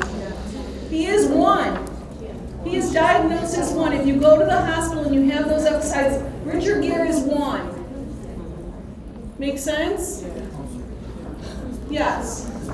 So, I don't want to be confused for you. if you have depressive symptoms with bipolar 1, do you have a diagnosis of depression as well, or just depressive symptoms? Depressive symptoms. It's bipolar or it's depression. Depression is straight up depression. But you categorize the depressive symptoms based on the DSM-5 criteria. Makes sense? Yes. So bipolar 1 is depression and you have to be manic or hospitalized. Correct. And bipolar 2 correct. That's the straight, that's the skinny on it, yeah. Straight up, you know, the definition, okay? Both have depressive symptoms. I want to be very clear about that. Those depressive symptoms are categorized according to the DSM-5. They have to have those DSM-5 symptoms. Both have that. The only difference between 1 and 2 is 1 is hypermania, 2 is hypomania. That's the difference. You said it very well, Ian. Any other, so let's quickly, because I don't want to be a person of my word and get you out a little bit early. What was the manic stuff going on?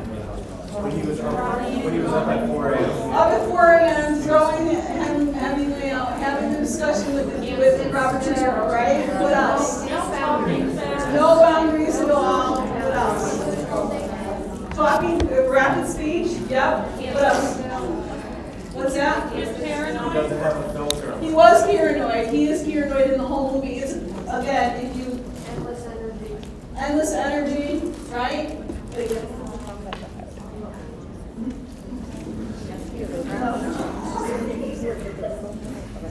Yep, inappropriate conversations, right? Inappropriate social interactions. Okay. All right, so this next one is bipolar 2 all the way. All right? So, bipolar 1. I just got that cleared up and messed it up in 1 second. The next one is bipolar 1 all the way. Okay? So I want you to write down the depressive. This one you'll see a little bit more visual of the depressive symptoms. While you write down the depressive symptoms, I want you to write down the manic symptoms. Okay?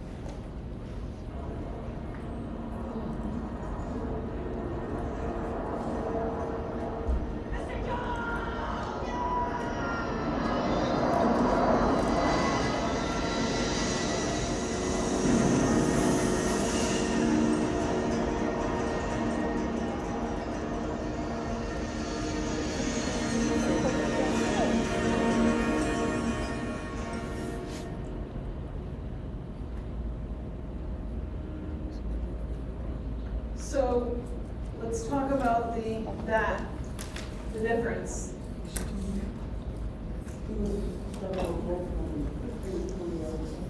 Yeah, and it was yeah, right? Well, the mania was so bad, it was going on to say He needs to be restrained. That's as well. You're going to see more of this in your lab, in your on-campus lab. I couldn't show you. I I'm used to showing a few scenes and then like questions and stuff like that. You see much more of this film in your lab. Okay? But he is suicidal, right? You saw all the depressive symptoms right in front of the car. You saw what he did with the thing, right? This is definitely one, and you saw him being pulled into the hospital after they, right? Yeah, music gets me a little bit because the music like affects your mood, and it gets me like, ooh, like, you know, because that's the type of music it is. And sometimes that will be the trigger to may have someone who has bipolar disorder come down. Yes? Was that suicidal or delusional? Delusional with the plane, but in front of the car is suicidal. But in front of the car, it almost looked like he didn't know where he was. Yeah. You have to, you just don't care. You have to assess it. I don't Yeah. think he cared if he got hit or not. Yeah. Right. Yeah. Can you interpret him standing in front of the choir as grandiosity? Like that is grandiosity as well, because he thought he was going to do something. He goes, in the movie he says, let's fly. Oh. They will show you that, again, they're going to show you the skit. I don't want to talk too much about it, but there's someone, let's fly, I forgot his friend's name, but we're going to fly now, so, yeah. He thinks he can, he's delusional. Thank you.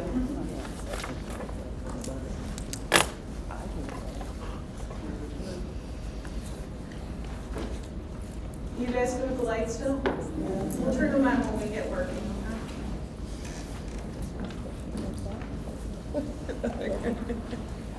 So mania is an abnormal and persistently elevated, expansive or irritable mood, increased energy or activity, present for most of the time, nearly every day, or a week or more, and is accompanied by a flight of ideas. What's that? Flight of ideas? Oh, constantly. All over the place, right? Rapidly changing, fragmented thoughts. Talking about many different topics at once. How about in the pressured speech? You saw that, right? More, I think with Bradley Cooper, that was pretty. His speech was very pressured, right? Goal-oriented activity. They are focused. Is that like when he was going towards the orchestra? He's like, I'm gonna go conduct some music, like that was goal-oriented? Yep, exactly. Yeah, they're goal-oriented on a specific task. They're like, let's go, I'm gonna conduct, right? Yep. Psychotic symptoms are present in severe mania. You saw some of that with Mr. Jones. Hypomania, again, is less extreme than mania and is not severe enough to markedly impair the functioning or require hospitalization. There's no psychotic features with hypomania.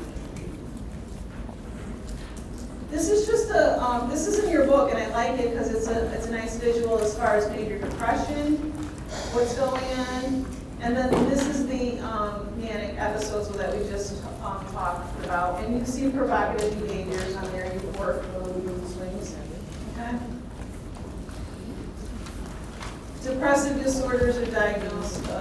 Diagnosis of bipolar does not always mean that you have mania or hypomania. Will manifest itself with the current depressive disorder.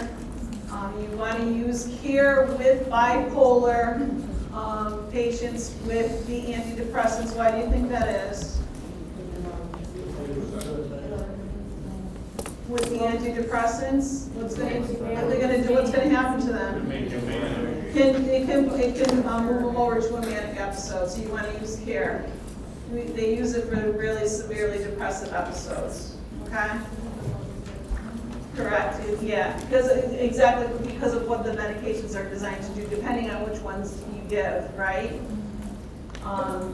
Mixed features are depressive disorders that may occur and be accompanied by symptoms of mania and hypomania, or mania and hypomanic episodes.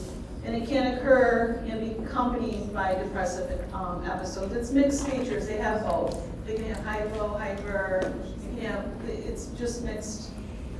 You can have a bunch of, hypo, hyper. You can have, and you have depression to varying degrees. Rapid cycling is when you have 4 or more episodes within 1 year with a partial or full remission of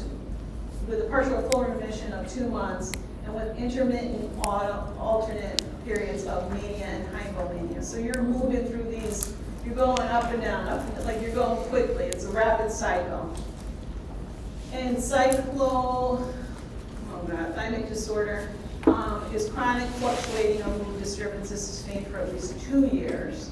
Occurs early, usually in adolescence and young adulthood. So the moods, it's pretty much chronic. You're moving between, but it's not as severe as rapid cycling. Kind of need to know what was the time frame for each one, or just kind of know that. You're like, oh, this is 2 months, this is the criteria for each. It is the criteria for the DSM-5. Yes, is the short answer. I would know it just because, you want to know what it is, okay? Am I going to ask you that question is what you're asking me? The answer is no. So bipolar disorder, interprofessional care, collaboration, a lot of people need to be involved with this, okay? And basically everyone on the team. The pharmacologic therapy we'll talk about on the next slide.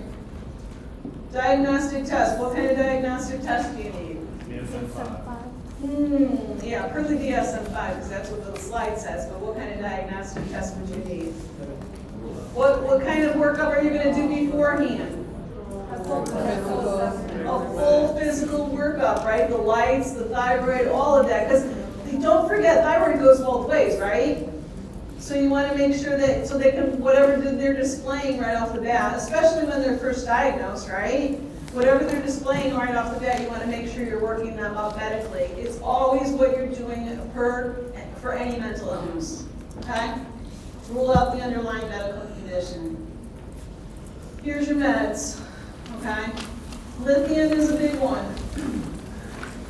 Lithium's a big medication. It has a very narrow therapeutic index, and you can run into some complications. Have you discussed lithium at all with anybody? Yes. What do you want? What are the big things on it besides narrow therapeutic index? Sodium levels. You worry about it. Why? Because it has to do with the kidneys. It affects the kidneys.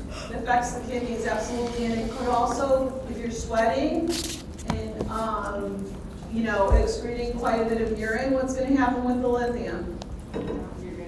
You could go toxic, okay? So you want to be mindful of those signs and symptoms if someone's on lithium. The anti-seizure medications are most often used for rapid cycling and mixed states. And then the atypical antipsychotics. Again, I'll just be asking you as far as, questions as far as the categories. What's the difference? Well, so let's talk about children. It's along the same lines as depression, right? Because we are dealing with the depressive symptoms. So suicide with bipolar disorder is high as an occurrence, is as high as is occurrence with other disorders like ADHD, anxiety, substance use, comorbidities, complicate the diagnosis, right? So sometimes you'll have bipolar disorder, but you may have another comorbidity. You want to be mindful of that, okay? Suicide, they are at high risk for suicide. Why? Because of the impulsiveness of the disease, right? What's that?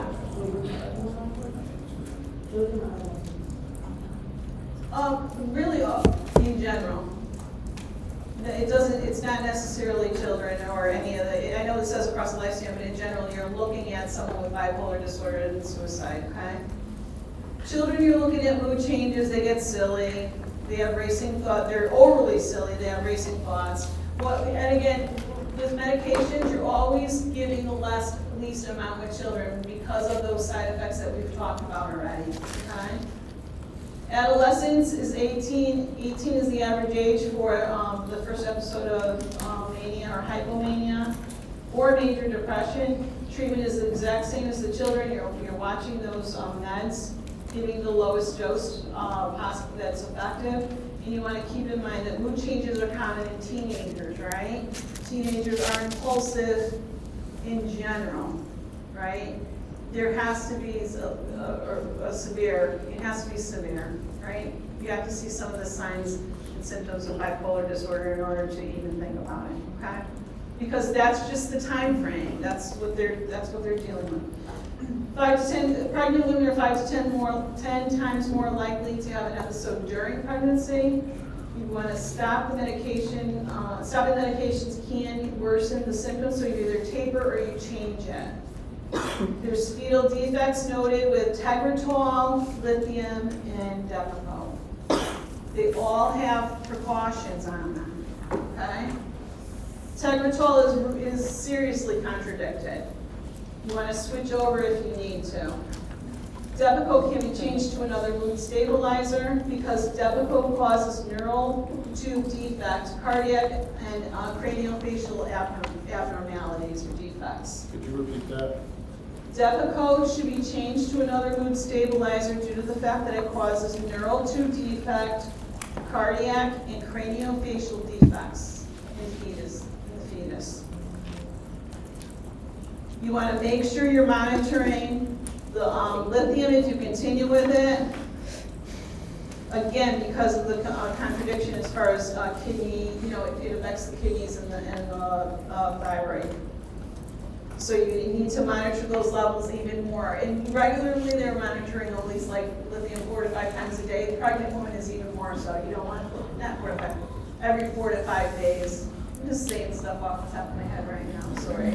Every 4 to 5 days you want to check your lithium level. With pregnant women you're doing it even more. Okay?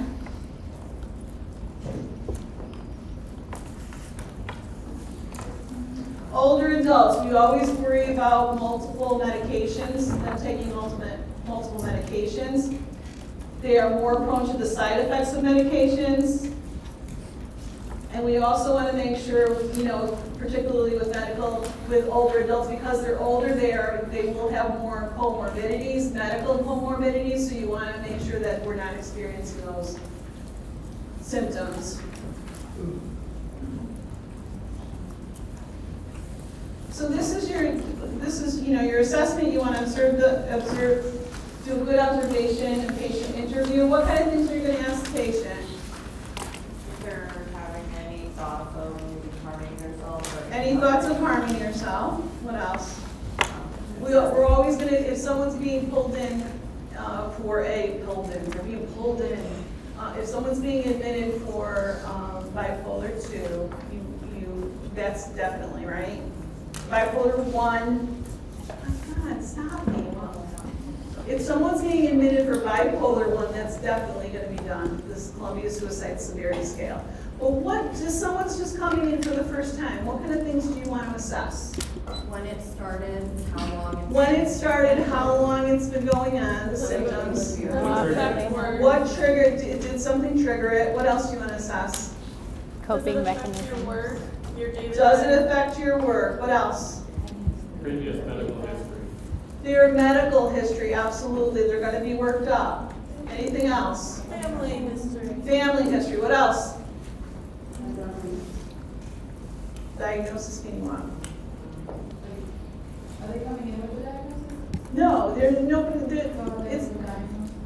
Do they have a past psychiatric history, right? Of even by anything, right? Because we know that multiple is an issue. Multiple diagnosis is an issue. What else do you want to assess? What medications are you taking? What medications are taken? What else? Question. Yes. So a person who's in a manic episode or going into a manic episode, will they be conscious of? You're not doing it immediately. Yeah, no, I'm saying, but if you're asking, I'm just saying in general. I'm not saying us asking them. I'm saying like in general, a person who's in that state of mind, will they be conscious of? Conscious of like what's going on? Right. How long they've been experiencing it, or do they know that? Sometimes that's the case, and that's why debriefing needs to happen.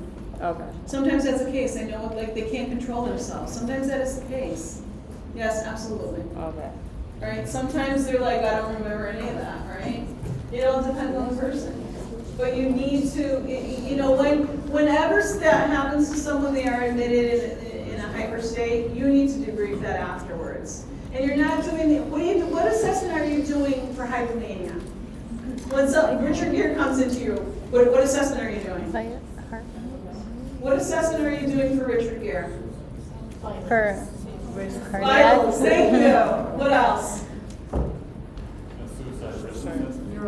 his oxygen. Suicide risk assessment might not be, you might not be able to do that immediately. Why? They're not able to concentrate. They're in their manic state. They cannot concentrate at all, right?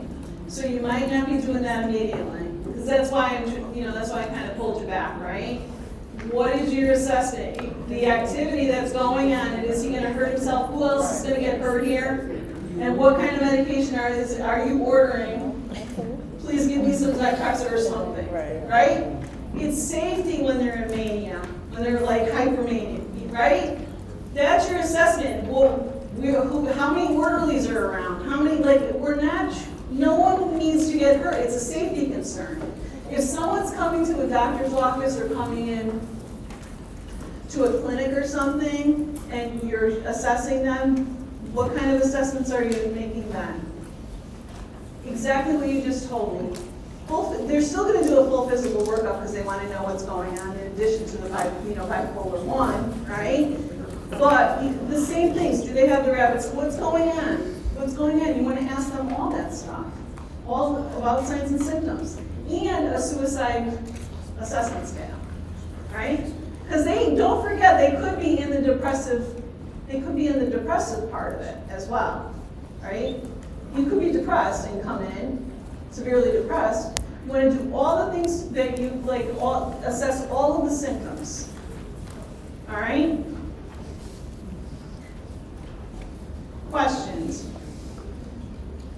You want to find out if they're manic. You want to find out what brought them. Well, you always want to find out what brought them in, right? That will get you to what's going on, where they're at.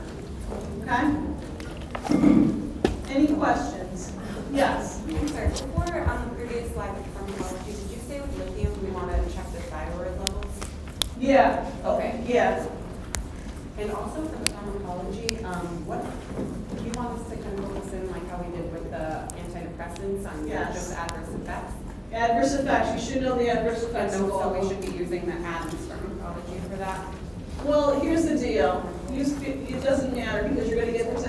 Because if you look at Adams and you look at Pearson, there's two different numbers for the therapeutic range for lithium, right? If you look at Adams, and there's a lot of stuff on Adams that is different than Pearson. So really, I would look at Pearson. You would prefer Pearson? Yeah, just because I don't want to get you mixed up with stuff, right? But make sure you know the adverse effects. That's a good question. You should know the adverse effects of the classes, right? Okay. Any other questions? No.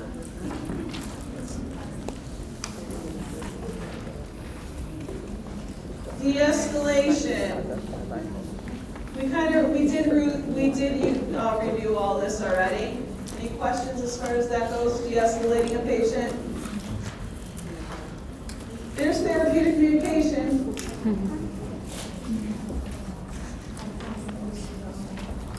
No questions?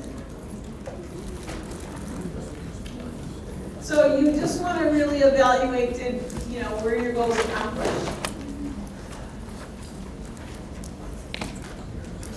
This is the one that we were talking about yesterday. I don't know who had asked what it looks like and how to explain the differences between depression, hyper, bipolar, depression, bipolar, okay, dysthymia. It's a pretty good visual, I think. Ryan, you were using it to explain it. I was like, oh, it's not a bad visual at all.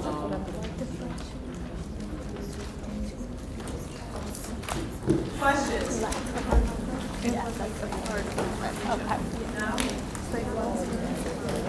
Okay. Okay. Then major. Are you guys still good? You still good to keep going? I was like, wait, what is this? No. Done. Who said that? I know who said that. I wonder what this is. I like their red light.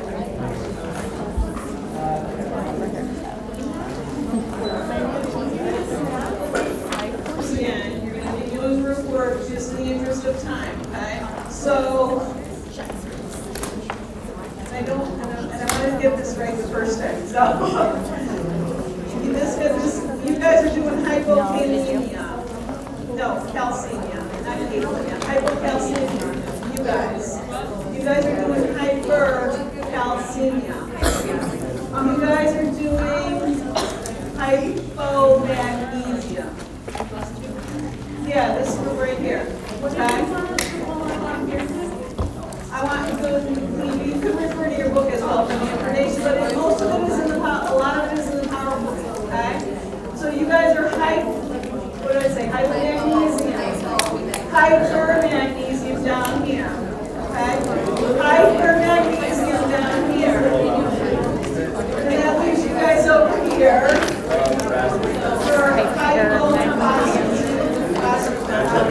Ooh, it's rare. Ours is rare.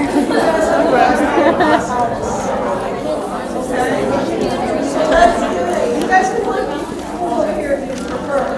But you know what you're doing?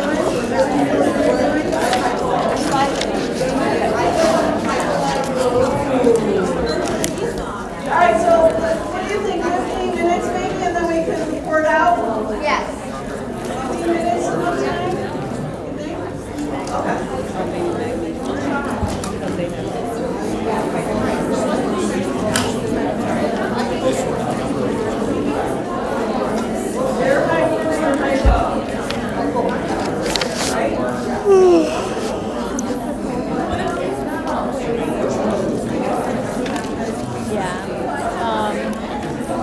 So anything about the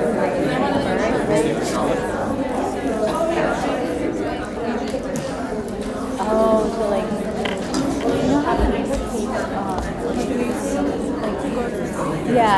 yeah, well, like, or like antacids.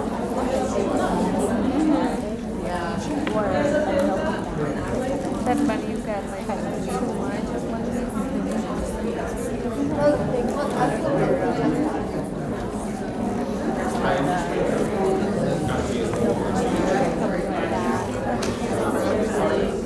right. Yeah, so that's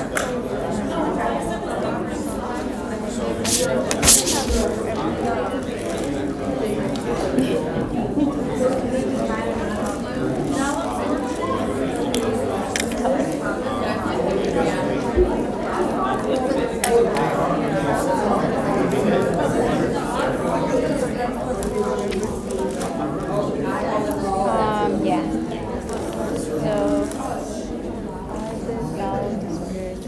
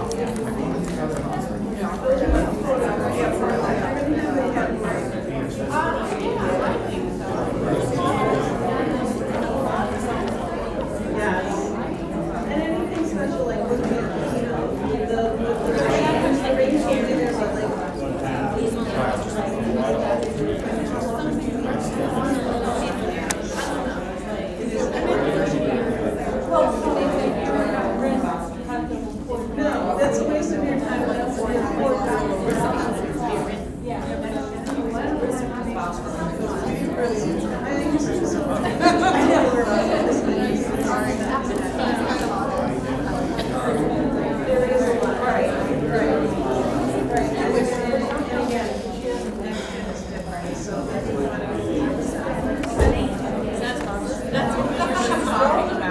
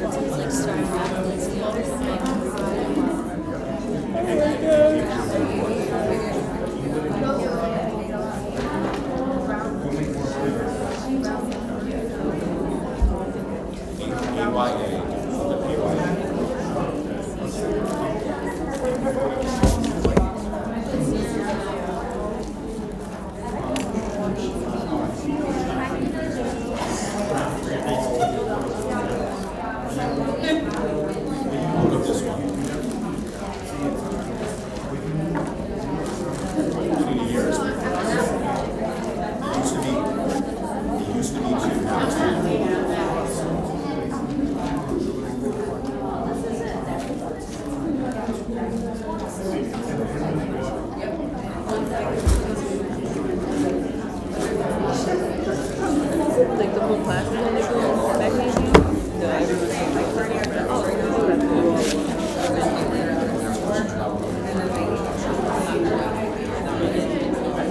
you guys remember the first thought that's when it's like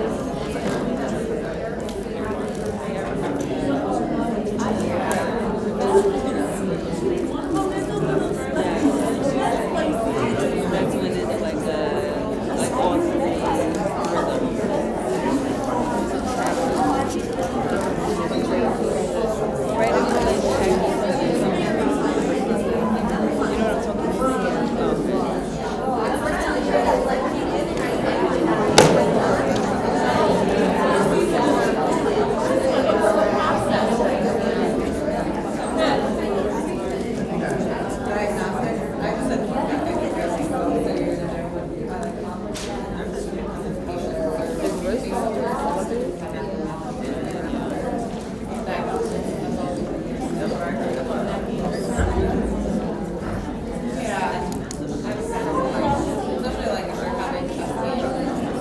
I think it's 6 times a season.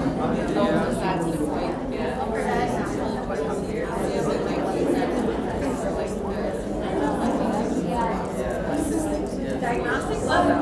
Like how my point is whole diet. Make sure they stayed on their diet. High in magnesium.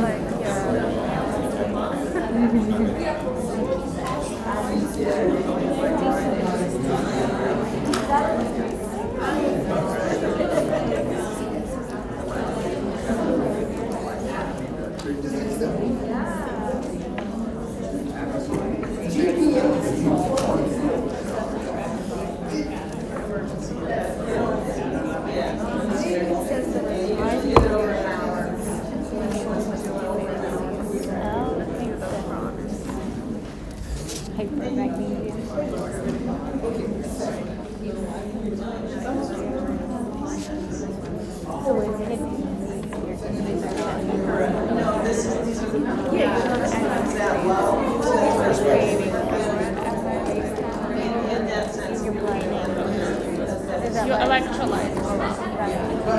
So then during dialysis, it's like your blood is all. Well, yeah, you don't play around with that.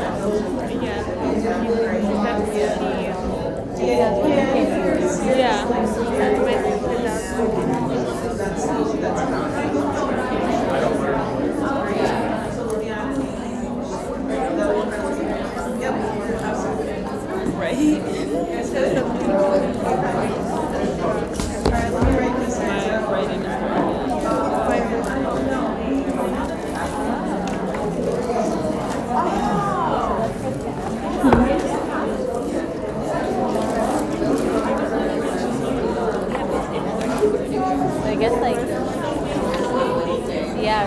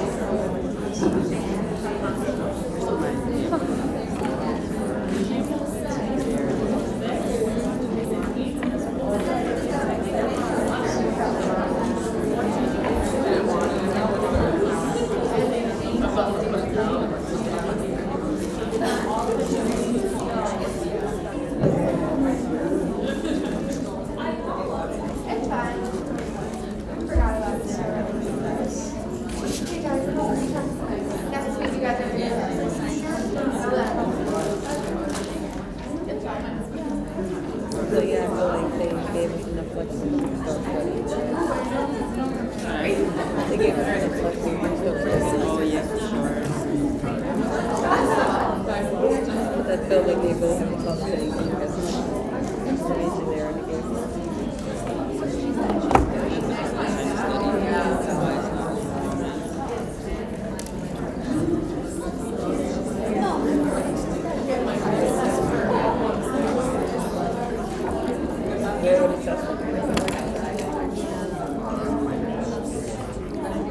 organizations.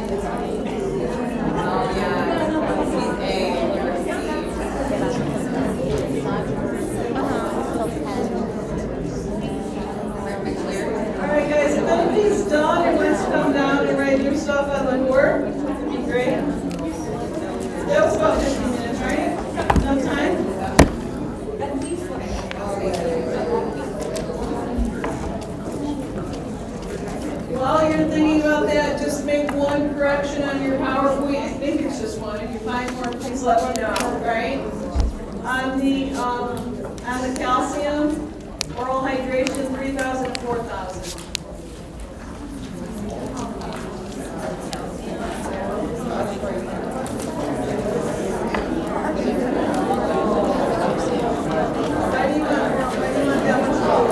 Oh, right.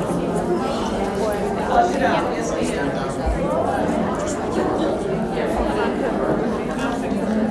Hydration, 400 is not enough. 400 is not enough. And it's usually the higher number at the end, but yeah, it's the zero there.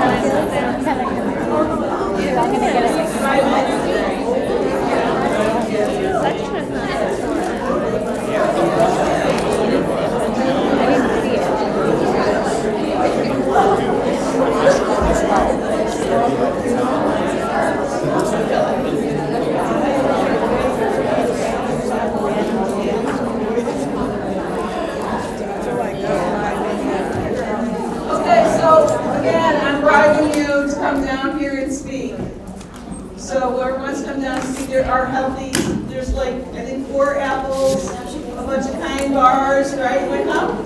Sure. Okay, a bunch of kind bars, and then in the bottom there's kisses. So you can grab something if you're going to come down and speak.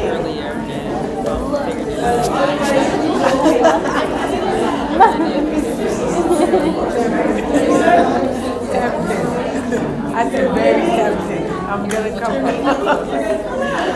I'm still processing.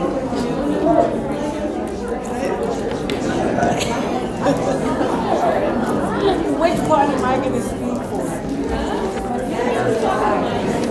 All right, I'll come out.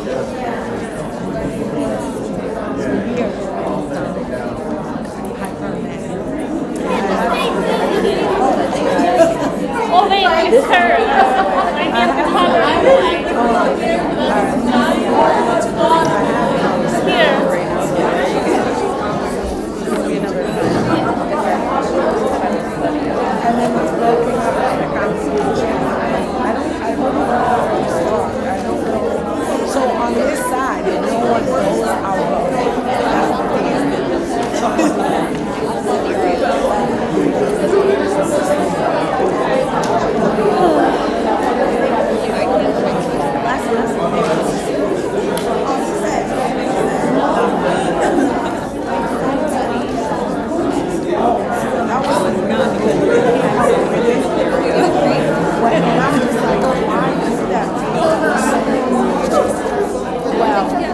like it would be rushed each time after the exam. I'm like, go figure.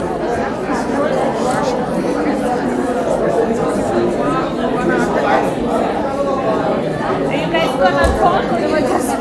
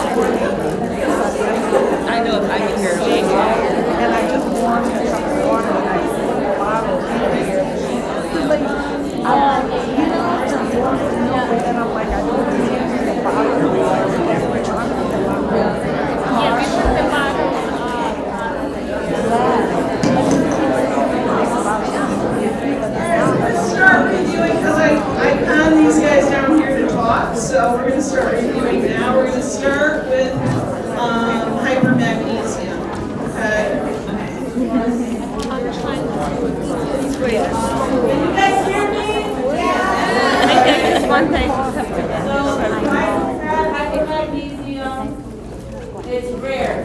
Some of the complications is muscle paralysis, respiratory and cardiac arrest, because the deep tendon reflexes are decreased, along with some bradycardia, flaccid muscles, and urinary retention.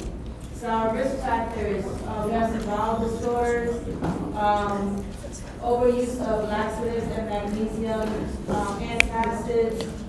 We have poor kidney functions, hypothyroidism, IV magnesium during pregnancy, tumor lysis syndrome, metastatic And then we also have age as a risk factor because they want to have AKIs or CKBs, and then the use of lithium. For the assessments, we're gonna monitor the vitals, of course.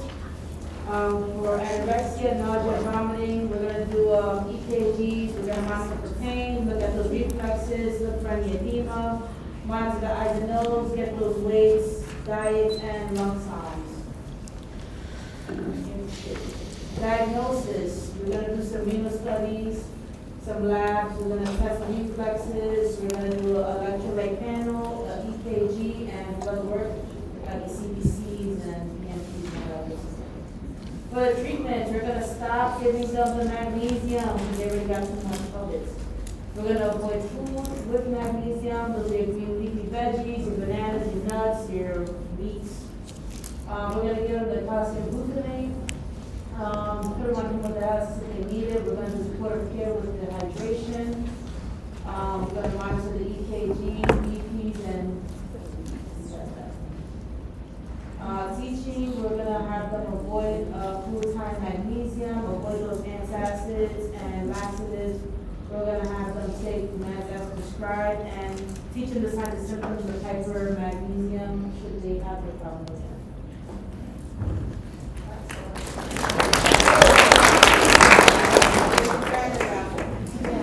Right, I've got hypomagnesium. So complications, hypomagnesium is neurological and cardiac. Seizures, dysrhythmia, suprasaltic point, VTAC, VFib, and cardiac or respiratory arrest.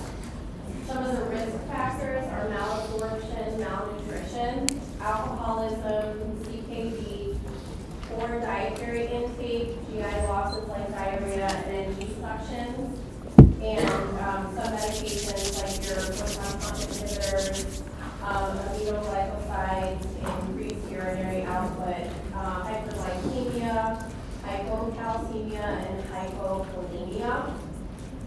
So for assessments, you're going to look for confusion, muscle cramps, tremors, tetany, seizures, vertigo, hyperactive deep tendon,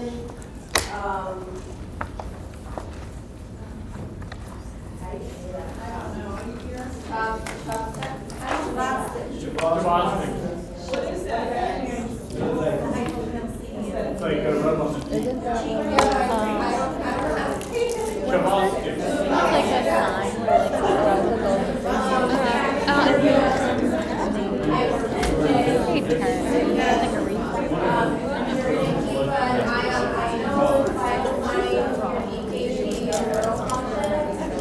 For diagnostic questions to these neural electrolytes, your magnesium level, EKG, can cause heart issues, arrhythmias, things like that. So treatment is oral or IV magnesium, 1 to 2 grams in 15 minutes for severe or over an hour for symptomatic patients, and then magnesium-rich foods.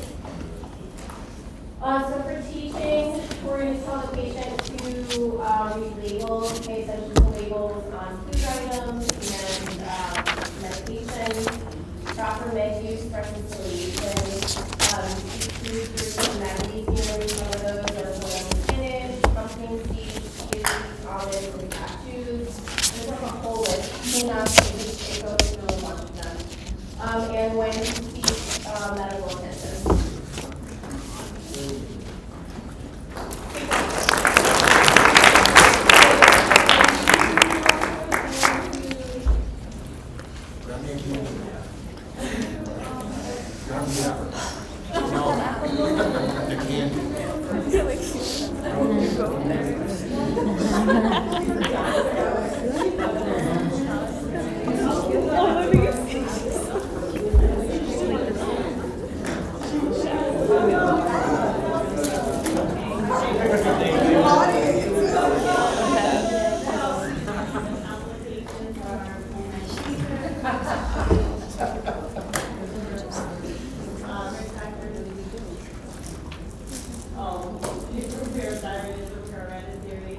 Hereditary, bone mobility, immobility, gun toxicity, and breathing and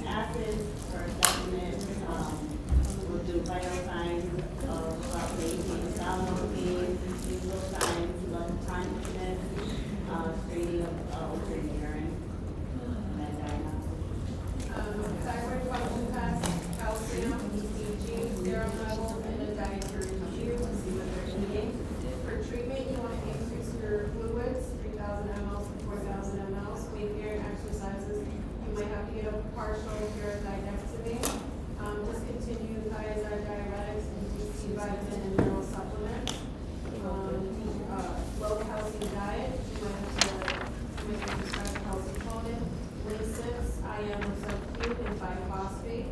For teaching, we want to tell them to have a low calcium diet, monitor weight, read over-the-counter labels, increase the viewers, and regular exercises.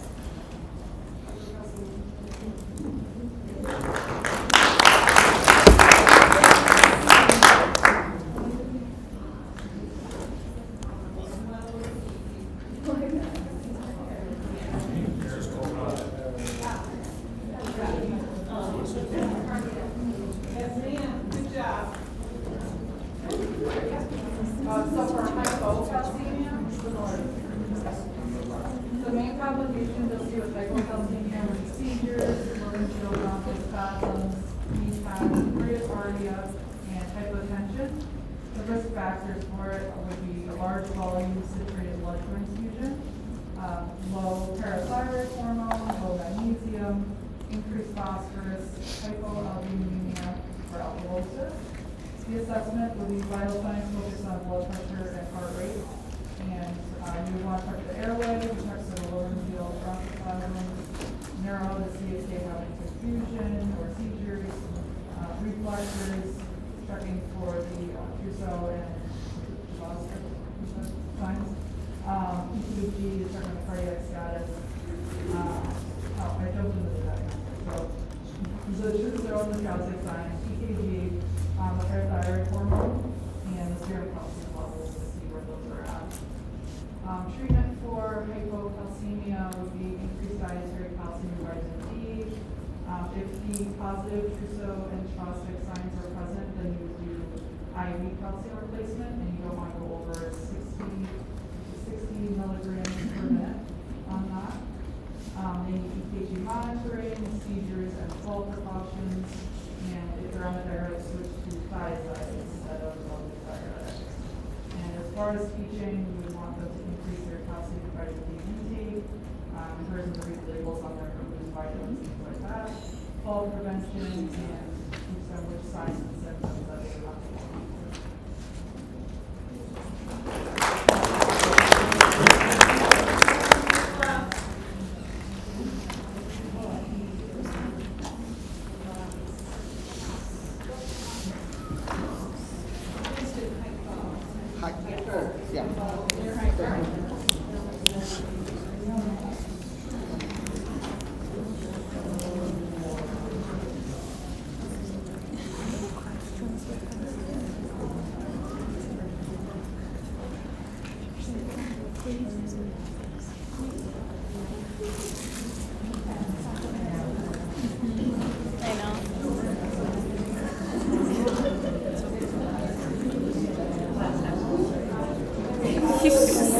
Hypophosphatemia.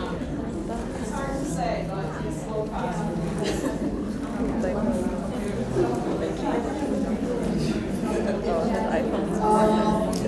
Can everybody hear me? Yeah. Okay. Hypophosphatemia, like complications of the respiratory and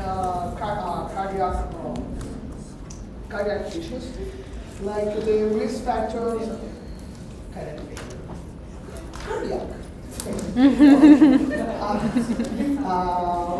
The risk factors like are the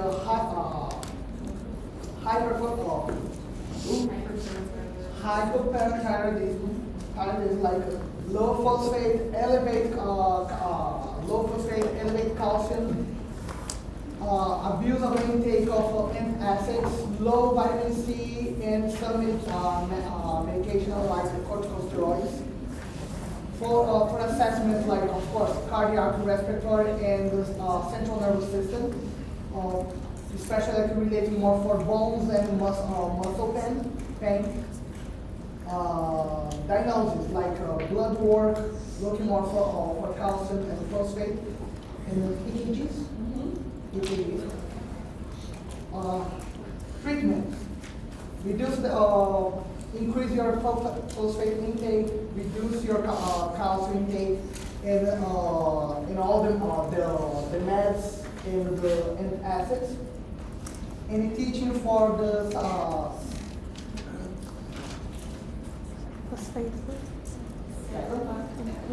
Sudden symptoms of muscle pain, elevate for take more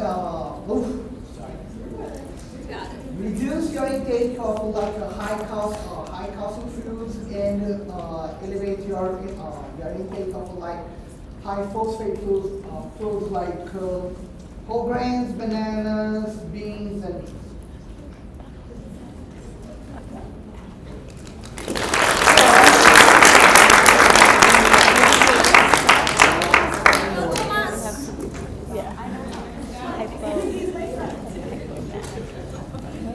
No, but that's hypo, but I expect